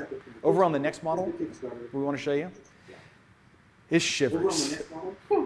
So while Boomhowler was moving north, because Wintertime Wasteland occurs because they basically looted everything they could around mainland Signar and Ords, they had to go north to find more loot. As they were heading north, Boomhowler heard something screaming at the top of its lungs. He went to go check to see what it might be. What he found was an abandoned baby Gorax that imprinted on him. Shivers thinks Boomhowler is his mother. Boomhowler, not wanting to look at Gorax in the mouth, decided to take the little thing under his wing and start training it. So he gave it a little helmet he scavenged, a tiny little shield, and a tiny little sword, and now this baby Gorax protects the crew with its life. However, it's been trying to imitate Boomhowler and his fell calls, and has picked up a rather boisterous voice that whenever it throws a tantrum and gets mad, it will just kill you with the pure kinetic force of its voice. When it yells, trees get knocked over and bodies go flying. So in Riot Quest, you're looking at a guard hero that is particularly angry whenever nearby heroes in your crew get hurt. In a War Machine, you're looking at a circle solo that is going to have things like Shield Guard, but also whenever it takes damage, it's going to have unique abilities like Freak Out that makes it become much stronger and do more damage if someone hit it on the last turn.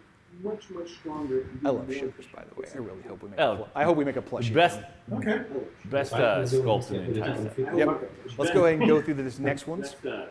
Yuri the Hunter. Boomhowler was heading up north. Guess who he found living off the woods as a survivalist, just a primal man out in the middle of nowhere. He found Yuri. Yuri had been doing fine. Yuri was using a Tharn bow he had scavenged. He was wearing literal bare feet, and he had killed some kind of larger bear and was just wearing it as a cloak. Yuri wasn't too interested, but Boomhowler was able to eventually sway him, which you'll learn more about their lore in the bio that comes in the rulebook.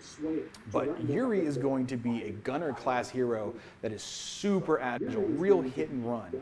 And over on the War Machine side of things, you're looking at an ambushing Khador solo that's going to come out, shoot people, and just be on the move. He's also an expert trapper. Moving on to the next one, I believe, is Stone Cold Black Bella.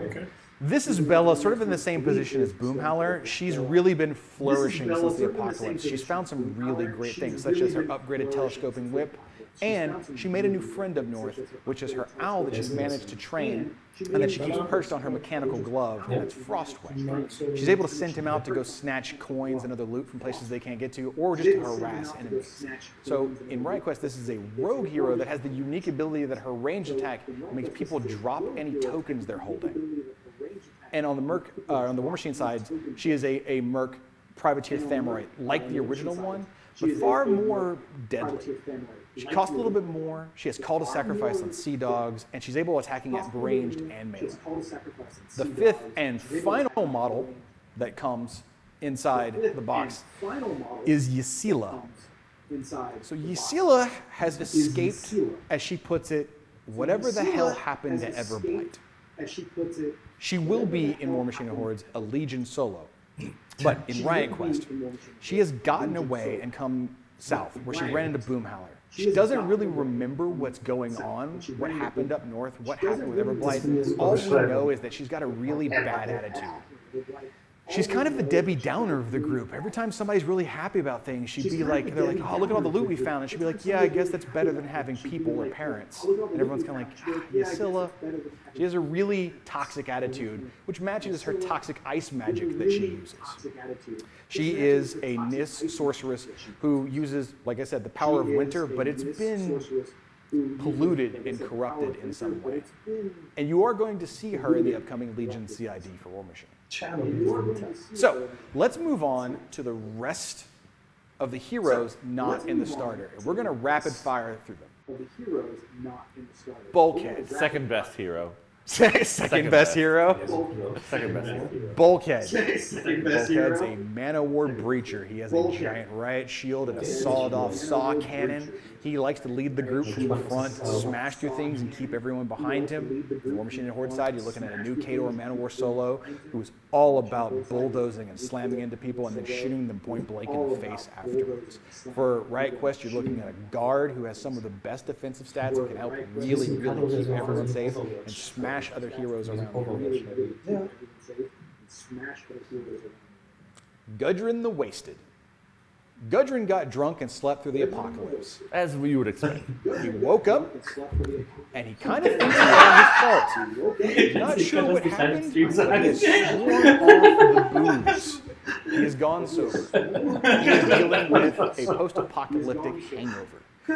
He's picked up a piece of loot that he found out there, his giant mecha maul, and he's found out that as he uses it, it absorbs power. It absorbs kinetic energy. And he's found that he can actually gain nourishment from his mecha maul. So now he's moved from one addiction to the next, which is the strange arcane energies he absorbs and then empowers himself with his mecha maul. Over on Riot Quest, you're looking at a scout model who is able to illuminate other people, making them easier to shoot, but is actually more of a melee-based scout with things like Berserk and the special ability Avalanche of Insults, which draws enemies near him. War Machine and Hordes, you're looking at a Merc minion who is going to definitely gain a lot of powers from hitting things and being hit, which empowers his mecha maul that he can discharge and do really, really heavy blasts and also protect others with like a deflection sort of force field that he generates off of it. The first tag team model, the only tag team model in this Kickstarter, but there will be more tag team models coming on later in the Wintertime Wasteland season. Dez and Gubbin, Dynamite duo. Basically, Gubbin watched his sister Flubbin fly and drop bombs and got really jealous that she was able to do that. So he walked over to Dez and said, Dez, will you fire me out of a mortar? And Dez said, sure. So this is the two of them working in tandem with Dez having a mortar that she's capable of firing her own, but she also can load Gubbin into it and fling him over the battlefield where he just drops bombs, doing his best to one-up Fluff. Real quick question I saw that I missed. Sorry, Ysilla is a specialist in Riot Quest. Dez and Gubbin, as a tag team hero, are two classes. They are a gunner rogue, meaning they count as both classes and have both class abilities. So you're going to see that on all tag team heroes, that they count as 2 in 1, where they are on a single base. If you're ever doing adventuring party and things like that when you're playing games, they count as one of the two but not the other. So if you chose this as your rogue slot, you would still need to pick a gun, kind of giving you the best of both worlds. In War Machine and Hordes, you're looking at, similar to both Dez and Gubbin, a Merc minion solo that is all about heavy firepower, and has an amazing mini feat called Projectile Gubbin that is only usable once per game for a very, very important reason. My favorite thing about this is, like an hour ago in one of the chats, someone said, maybe there'll be gobbers in cannons as part of something. I don't know if they were predicting War Machine or whatever, but they got it. But you were spot on. Captain Carly is next. Captain Carly is an Ogren trencher. So this is going to end up being a Signar model when we get to War Machine Hordes. But this is a gunner. She basically was a trencher. She was attached to the Express team. The apocalypse happened, and obviously she had to move on because there wasn't a Signar left. There wasn't a trencher corps left. She is Vasquez from Aliens. She is hard as nails, doesn't take no gruff, and just takes people out. She has aim like all gunners, and because she's so hard-nosed, she gives aim to all her other people nearby her in Riot Quest. She does a ton of damage with her grenade revolver, which, as you can guess, has explosive. Over on the War Machine Horde side of things, this is a weapon attachment for Trencher Express teams. So, this is, I believe, the first weapon attachment we've seen come out of Riot Quest. She's going to attach to a Trencher Express team and up their firepower and their capabilities by basically double, including a mini feat that lets them fire twice. This is the best model. I like how everyone keeps being the best model. No. Shivers is the best sculpt. Everyone keeps being. But this is the best. This is the best model. Shivers is the best sculpt. This is Stone Lord Guvel.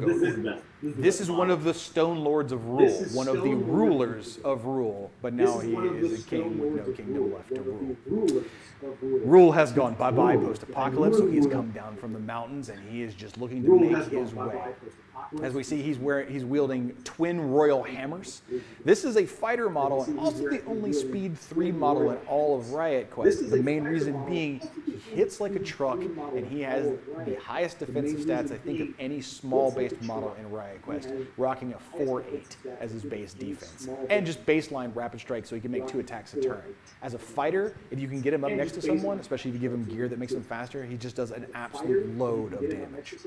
Now, over on the War Machine side of things, he is a character forge guard weapon attachment who acts very, very different than other weapon attachments. He is going to make that unit better. He is going to give that unit very, very powerful upgrades, but he also has battle plans and command 10, so he can give out commands to other Rulik models nearby while moving up with his personal royal escort of Forge Guard. Old Grim. This is the weirdest model. Old Grim's a rifle wraith. Take a Khador Widowmaker, take a pistol wraith, and somehow smash them together. Olgrim in life was a Widowmaker marksman. No one knows exactly what happened, but after the apocalypse, he came back like a pistol wraith. He has the same soul-stealing technology or abilities that a pistol wraith would through its bonded pistols, but he has it through his Vanar Oppressor, the new ethereal gun he has. This is going to be a gunner model for Riot Quest that also has a scout model. I misspoke. Scout model for Riot Quest that has unique abilities like apparition, allowing him to teleport before he takes actions and sort of blink around the battlefield. Over on the War Machine Horde side of things, this is a Krix Khador Wraith model, and he is going to be put into a variety of theme forces, but he is both at the same time a Krix model and a Khador model. Not a Merc partisan for both. And a Widowmaker model. And a Widowmaker model, but he is a dual faction model. Moving on, we have Linda the Forgotten.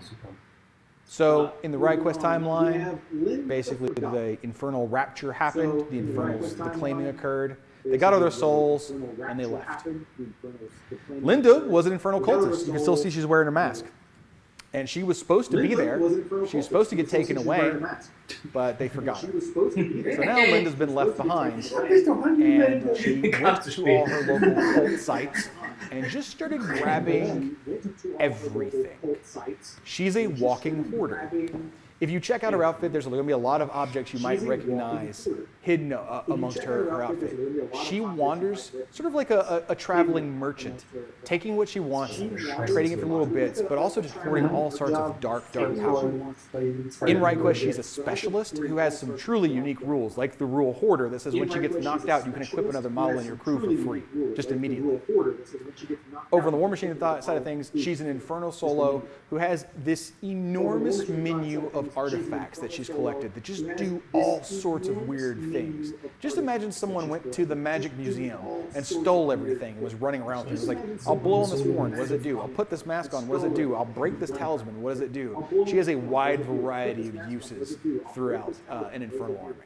She has a wide variety of uses. Next we have Bumbles. Now this is my favorite. Yeah, Next well, we have- we couldn't take away a bear without adding a bear. Now this is by Bumbles is a Yeah, well, Northkin we battle couldn't take bear away a bear who without adding- his trainers unfortunately died. Bumbles in is a the plane. Northkin battle So he bear started wandering who around. his trainers unfortunately He started just going, and he would find other So he groups of started scavengers, wandering around. and he would help them for a started while. just They'd going, give him find other food, groups of he'd scavengers, protect them, and he would and then help them eventually for a while. Bumbles They'd would give him wander off. food, he'd protect them. Every time he And came to then different Bumbles group of would scavengers, wander off. somebody would build him a shoulder pad, or Every they'd time build he him a came little to bit of different armor, group of and they just kept scavengers, building somebody onto would his build him armor a shoulder more pad. and more They and would more. build armor. He's your And they just friendly kept neighborhood building onto his bouncing armor bear. more and more. Now, at the same time, He's he your will friendly rip you to neighborhood shreds if he bouncing has bear. to. Naturally, he's cuddling. That's why he's a He guard in will rip you Riot to Quest. shreds if he He wants to take care of you. Naturally, And he he's is cuddling. just That's why adorable he's with a rules guard. like aw that says you can't spend more than one action die when you attack him. On the Trollblood side of things, he is a Northkin battle bear solo who ambushes from the side of the field and just rips things to shreds. I'm talking claws that have baseline pitch on them and things like that. So he'll keep you safe as long as you give him food and you give him some pets and treat him nice. But at the end of the day, he's an armored polar bear. Wahrscheinlich noch Don't make him same mad. days. Kogan the Exile is a Tharn Ravager who, while out on a hunt, had his arm completely ripped off and was left for dead. A group of scavengers found him, not knowing any better, and decided that they were going to fix him. So they built him a giant mechanical arm and reattached it. They built him a giant Thankful, mechanical arm. Kogan decided not to kill them, but he went back to his tribe, who immediately exiled him for allowing such blasphemous technology to be connected to him. So he was shunted and thrown out of his Tharn Ravager tribe. Some other members of the circle would still accept him, but there wasn't really that much of a circle anymore. So he began wandering around, using his old garments and, his giant Tharn Ravager axe, but now wielding his axe in a steam-powered mega fist. So this is a fighter model in Riot Quest that hits so hard that if you hit somebody, you can choose not to do damage and simply knock a hero back to their bench and take loot off of them automatically. You don't knock them out, so you don't score any scrap cards, but you just send them flying out of the open. Over on War Machine Horde side, we're looking at a Circle partisan for minions. He still works for a lot of Circle, but at the same time, he has been exiled, so he will work for a variety of minions. And this is a Tharn who's going to have Heart Eaters, who's going to be able to buy different attacks, and he's going to be able to slam people multiple times with his giant axe if he ends up hitting them. He's going to be able to slam people multiple times with his giant axe if he ends up hitting them. All right, I hope that Dorian's watching, because it's time to talk about what I think is going to be the most popular. This is Major Aline Bennett. This is a Crucible Guard. This is Major Aline Rocket Man This Warcaster. is a Crucible Guard. I've heard that word a couple of times. Few in the last, times. I don't know, year or so on the internet. Few times. So, this is Major Aline. Major Aline's Rocket Man core were This is destroyed in Major the Aline. claiming. Major She took Aline's scavenged goods from them and basically core built herself a better jetpack. She built herself a better rocket pack and integrated it into her Warcaster armor as she was going through Warcaster training. Now in the Riot Quest timeline, she scavenges as one of the single fastest scout models in the game with the ability to fly over the battlefield and land up 6 paces away, but at a risk. You have to make a red die roll, and if it ends up a blank, she crashes and ends up hurting herself. But you can just buzz around the battlefield. Similarly, when you play her in War Machine, she is a Crucible Guard Rocket Man Warcaster, and is by far one of the fastest, most mobile Warcasters we're ever going to play. She is just going to buzz around using those 2 gigantic flamethrowers that she's built into the side of her gauntlets as she flies by and just sets everything aflame and then just keeps going. This is Underboss Viscoya.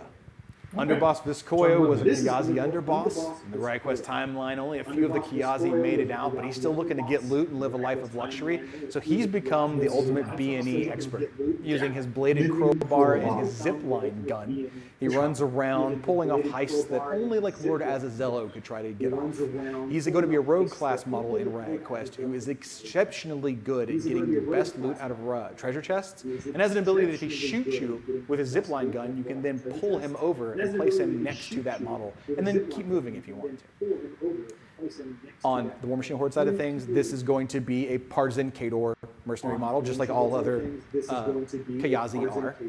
And this is a model that is all about disrupting your opponent in very, very strange ways. That gun he has can either pull him in like swamp gobbers, or it can drag what he hits over to where he's at. Given his speed and defenses as a Kayazi, given his range and rad, he's an incredibly, incredibly terrifying piece if you let your models get in the wrong position and let him just yank them out. Or worse, he zips behind them and then causes brain damage with his bladed crowbar. And I think that was the last of the new 16 heroes. But we wanted to show you a couple of the alt sculpts that if you join the Kickstarter, you will have your opportunity to get some alt sculpts of Mayhem block models. The ones that are currently unlocked is an alternate Eris Fortune Hunter of Ios, which is the Eris 4 in War Machine and the original Eris from the starter box.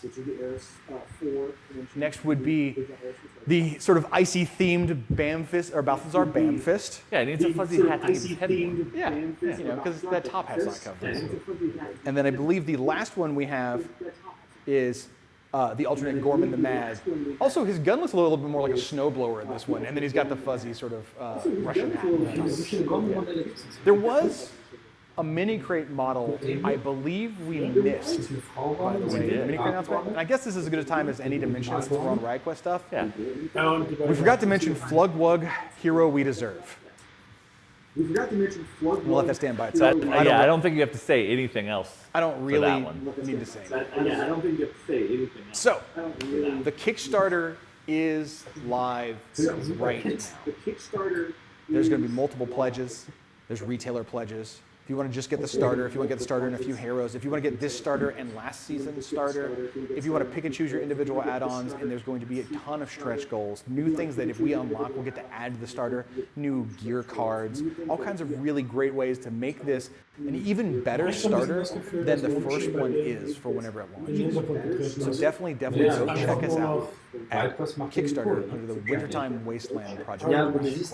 Any pledges you give, obviously, we're greatly appreciative. We're trying to make this just the best point it can possibly be. And if it hasn't been said, this is all fully compatible with everything in the Mayhem block.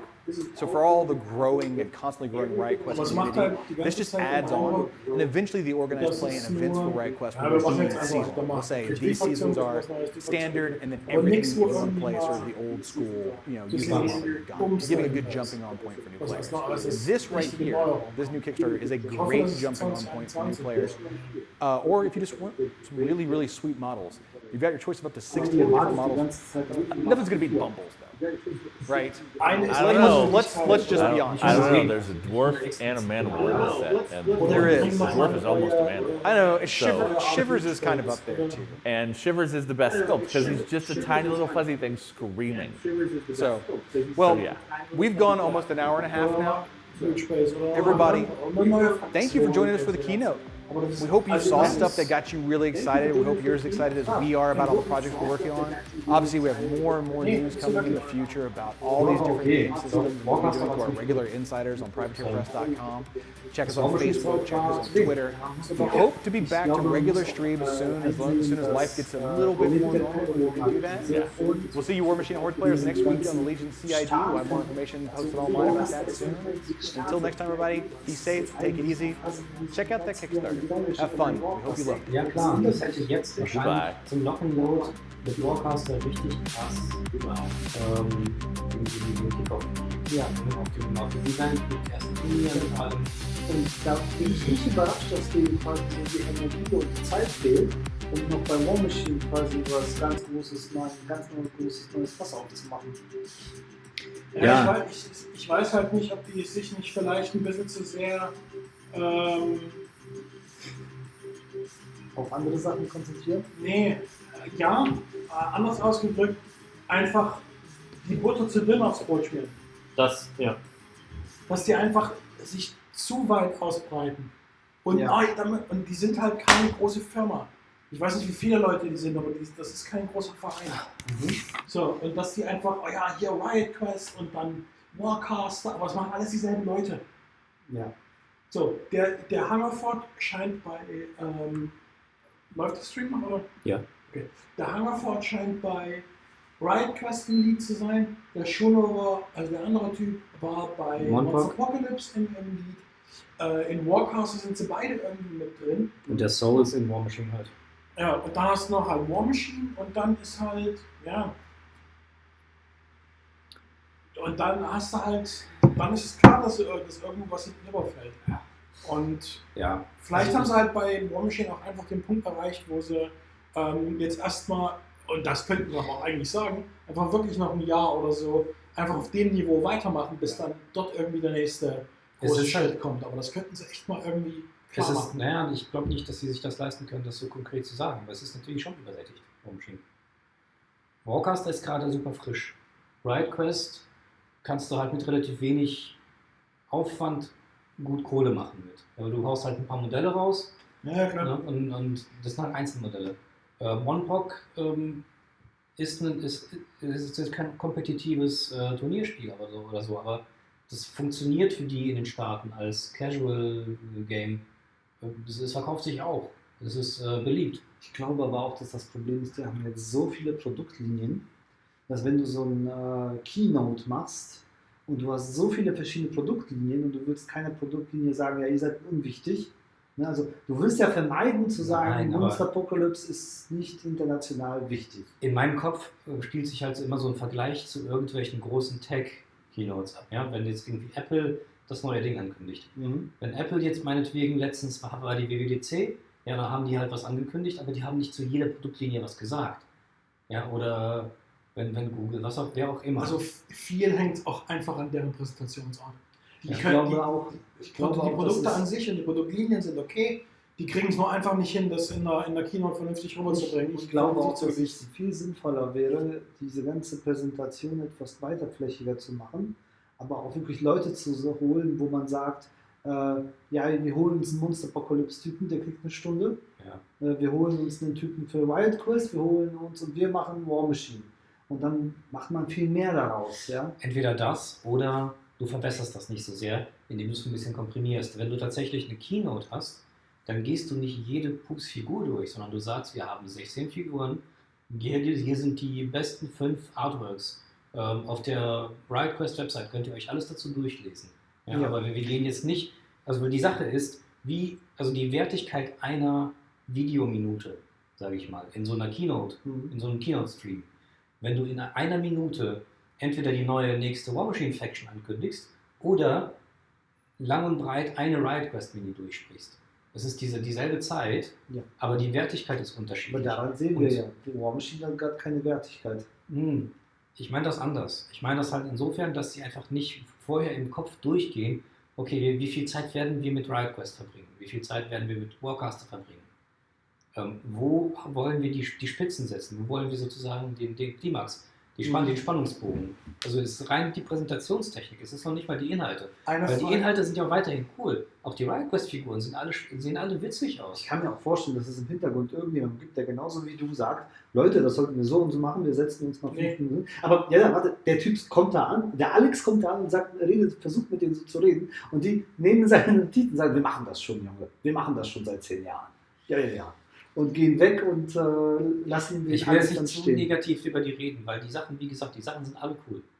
Ja? Es ist einfach nur, man muss schon wissen, wie man das präsentiert. Ich hätte mir halt auch sehr gewünscht, dass sie ein bisschen länger ausholen über Legion und Trolle von War Machine.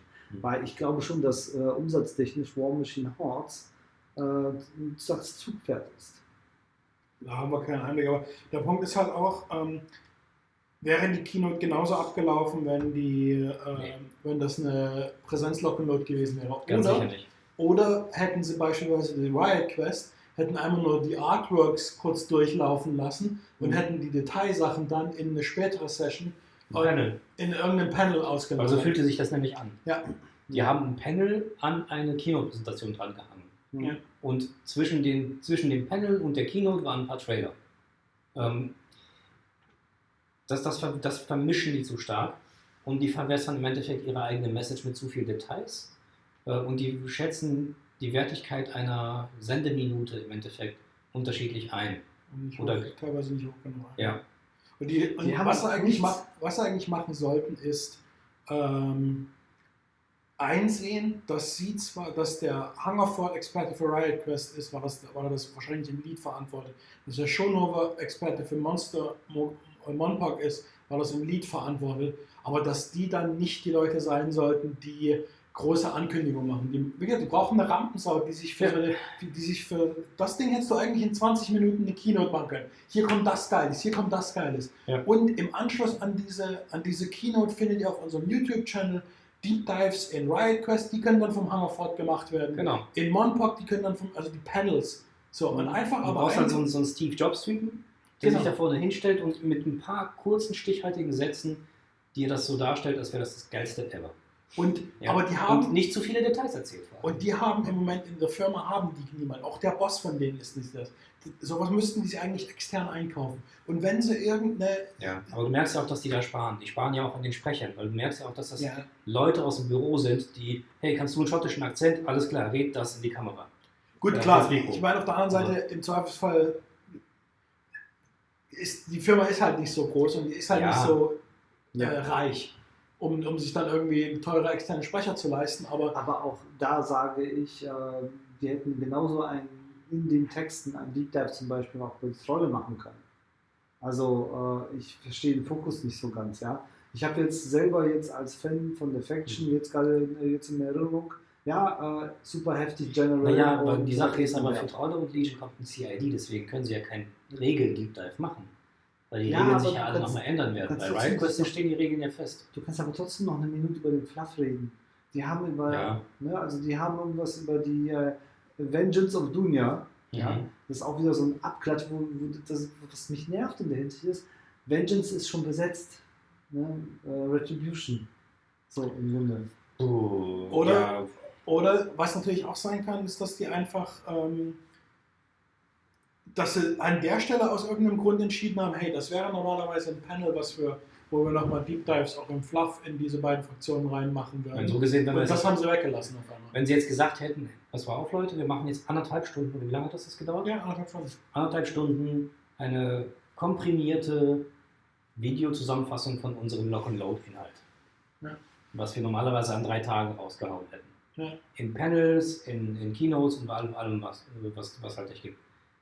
Das hätte eine ganz andere, da hätten wir eine ganz andere Erwartung dann gehabt, und die hätten das sicherlich besser segmentieren können und sagen können, okay, jetzt erzählen wir das, was wir im Riot Quest Panel erzählt hätten. Und jetzt zeigen wir das, was wir in der Keynote gezeigt hätten und so weiter. Und jetzt sprechen wir zum CID, was normalerweise ein CID-Vortrag gewesen wäre. Mhm. Ja. Aber die haben gesagt, wir machen eine Lock-and-Load Keynote. Das Messaging ist da nicht ganz korrekt. Und also Aber- nicht, dass sie das in der Vergangenheit irgendwie eine Keynote richtig geil hingekriegt hätten. Ne? Aber Ist wie es gesagt, nicht- das sind natürlich alles Amateure in dem Es Bereich. ist Ja? nicht jedes Jahr das Gleiche. Wann Es wird ist man jedes Jahr eigentlich- das Gleiche. Wann wird man eigentlich zum Profi bei sowas? Und wenn wir mal zurück zu den Inhalten gehen und weniger zu der Form, weil darüber haben wir uns, glaube ich, jetzt zu Genüge ausgelassen. CID. Aber du kannst. Ich glaube, da fehlten denen einfach ein paar Monate Arbeitszeit. Weil also zum einen, das CID selbst, dass sie es in der Form jetzt weitermachen sollen, macht für die Sinn. Die hätten trotzdem anerkennen können, dass es Länder gibt, in denen man durchaus sich zum Spielen treffen kann. Und wo man auch Battle Reports hätte annehmen können. Aber das hätte natürlich auch ein bisschen mehr Aufwand bedeutet in der Vorbereitung. Zweitens, ich glaube, sie hätten ja zum Lock-and-Load auch das neue Steamroller veröffentlichen sollen. Stimmt. Ne? Und das fehlte ja hier komplett. Die waren mehrere Monate außer Gefecht. Die haben die Produktion aufrechterhalten und die haben aus dem Homeoffice irgendwie neue Modelle designt, aber denen fehlt einfach Zeit. Die haben gewisserweise 3 Monate Zeit verloren, wahrscheinlich sogar noch mehr, seit Februar, März, in der sie dann viel besser sich auf sowas vorbereitet hätten. Weil normalerweise wäre der CID vom Steamroller ja jetzt irgendwie im April, Mai gewesen. Der wäre jetzt eigentlich schon durch gewesen und jetzt Ja. wäre das Steamroller rausgekommen. Genau. Davon haben sie noch nicht mal was gesagt. Mhm. Ja, das stimmt allerdings. Ist Da- mir gar nicht aufgefallen. Inhaltlich, wie gesagt, hey, das ist alles cool. Ja, Ich fand die Warcaster ziemlich cool. Ich fand die neue Warcaster-Fraktion ja, extrem interessant und spannend. Die sind schon shit, ja. Die Imperians.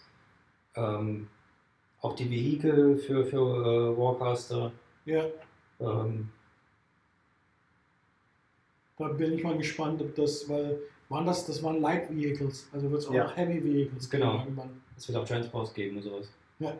Auch Monpok, auch wenn wir das alle nicht spielen und eigentlich nicht so richtig kennen, sah zumindest interessant aus. Ja klar, die Puppen sehen, wie gesagt, diese gigantischen Affen mit Raketenwerfern und sowas, die Aber du merkst halt, dass denen einfach Zeit gefehlt hat, um Dinge vorzubereiten.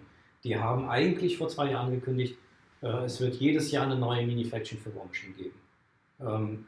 Die haben eigentlich, das wäre jetzt der Release-Zeitpunkt für Steamroller gewesen. Also ich glaube, die Aussage in der Hinsicht kann immer nur sein, wir planen jedes Jahr eine Mini-Faction. Ja, klar, das Wording war in dem Fall dann vielleicht so, aber letztendlich haben sie, glaube ich,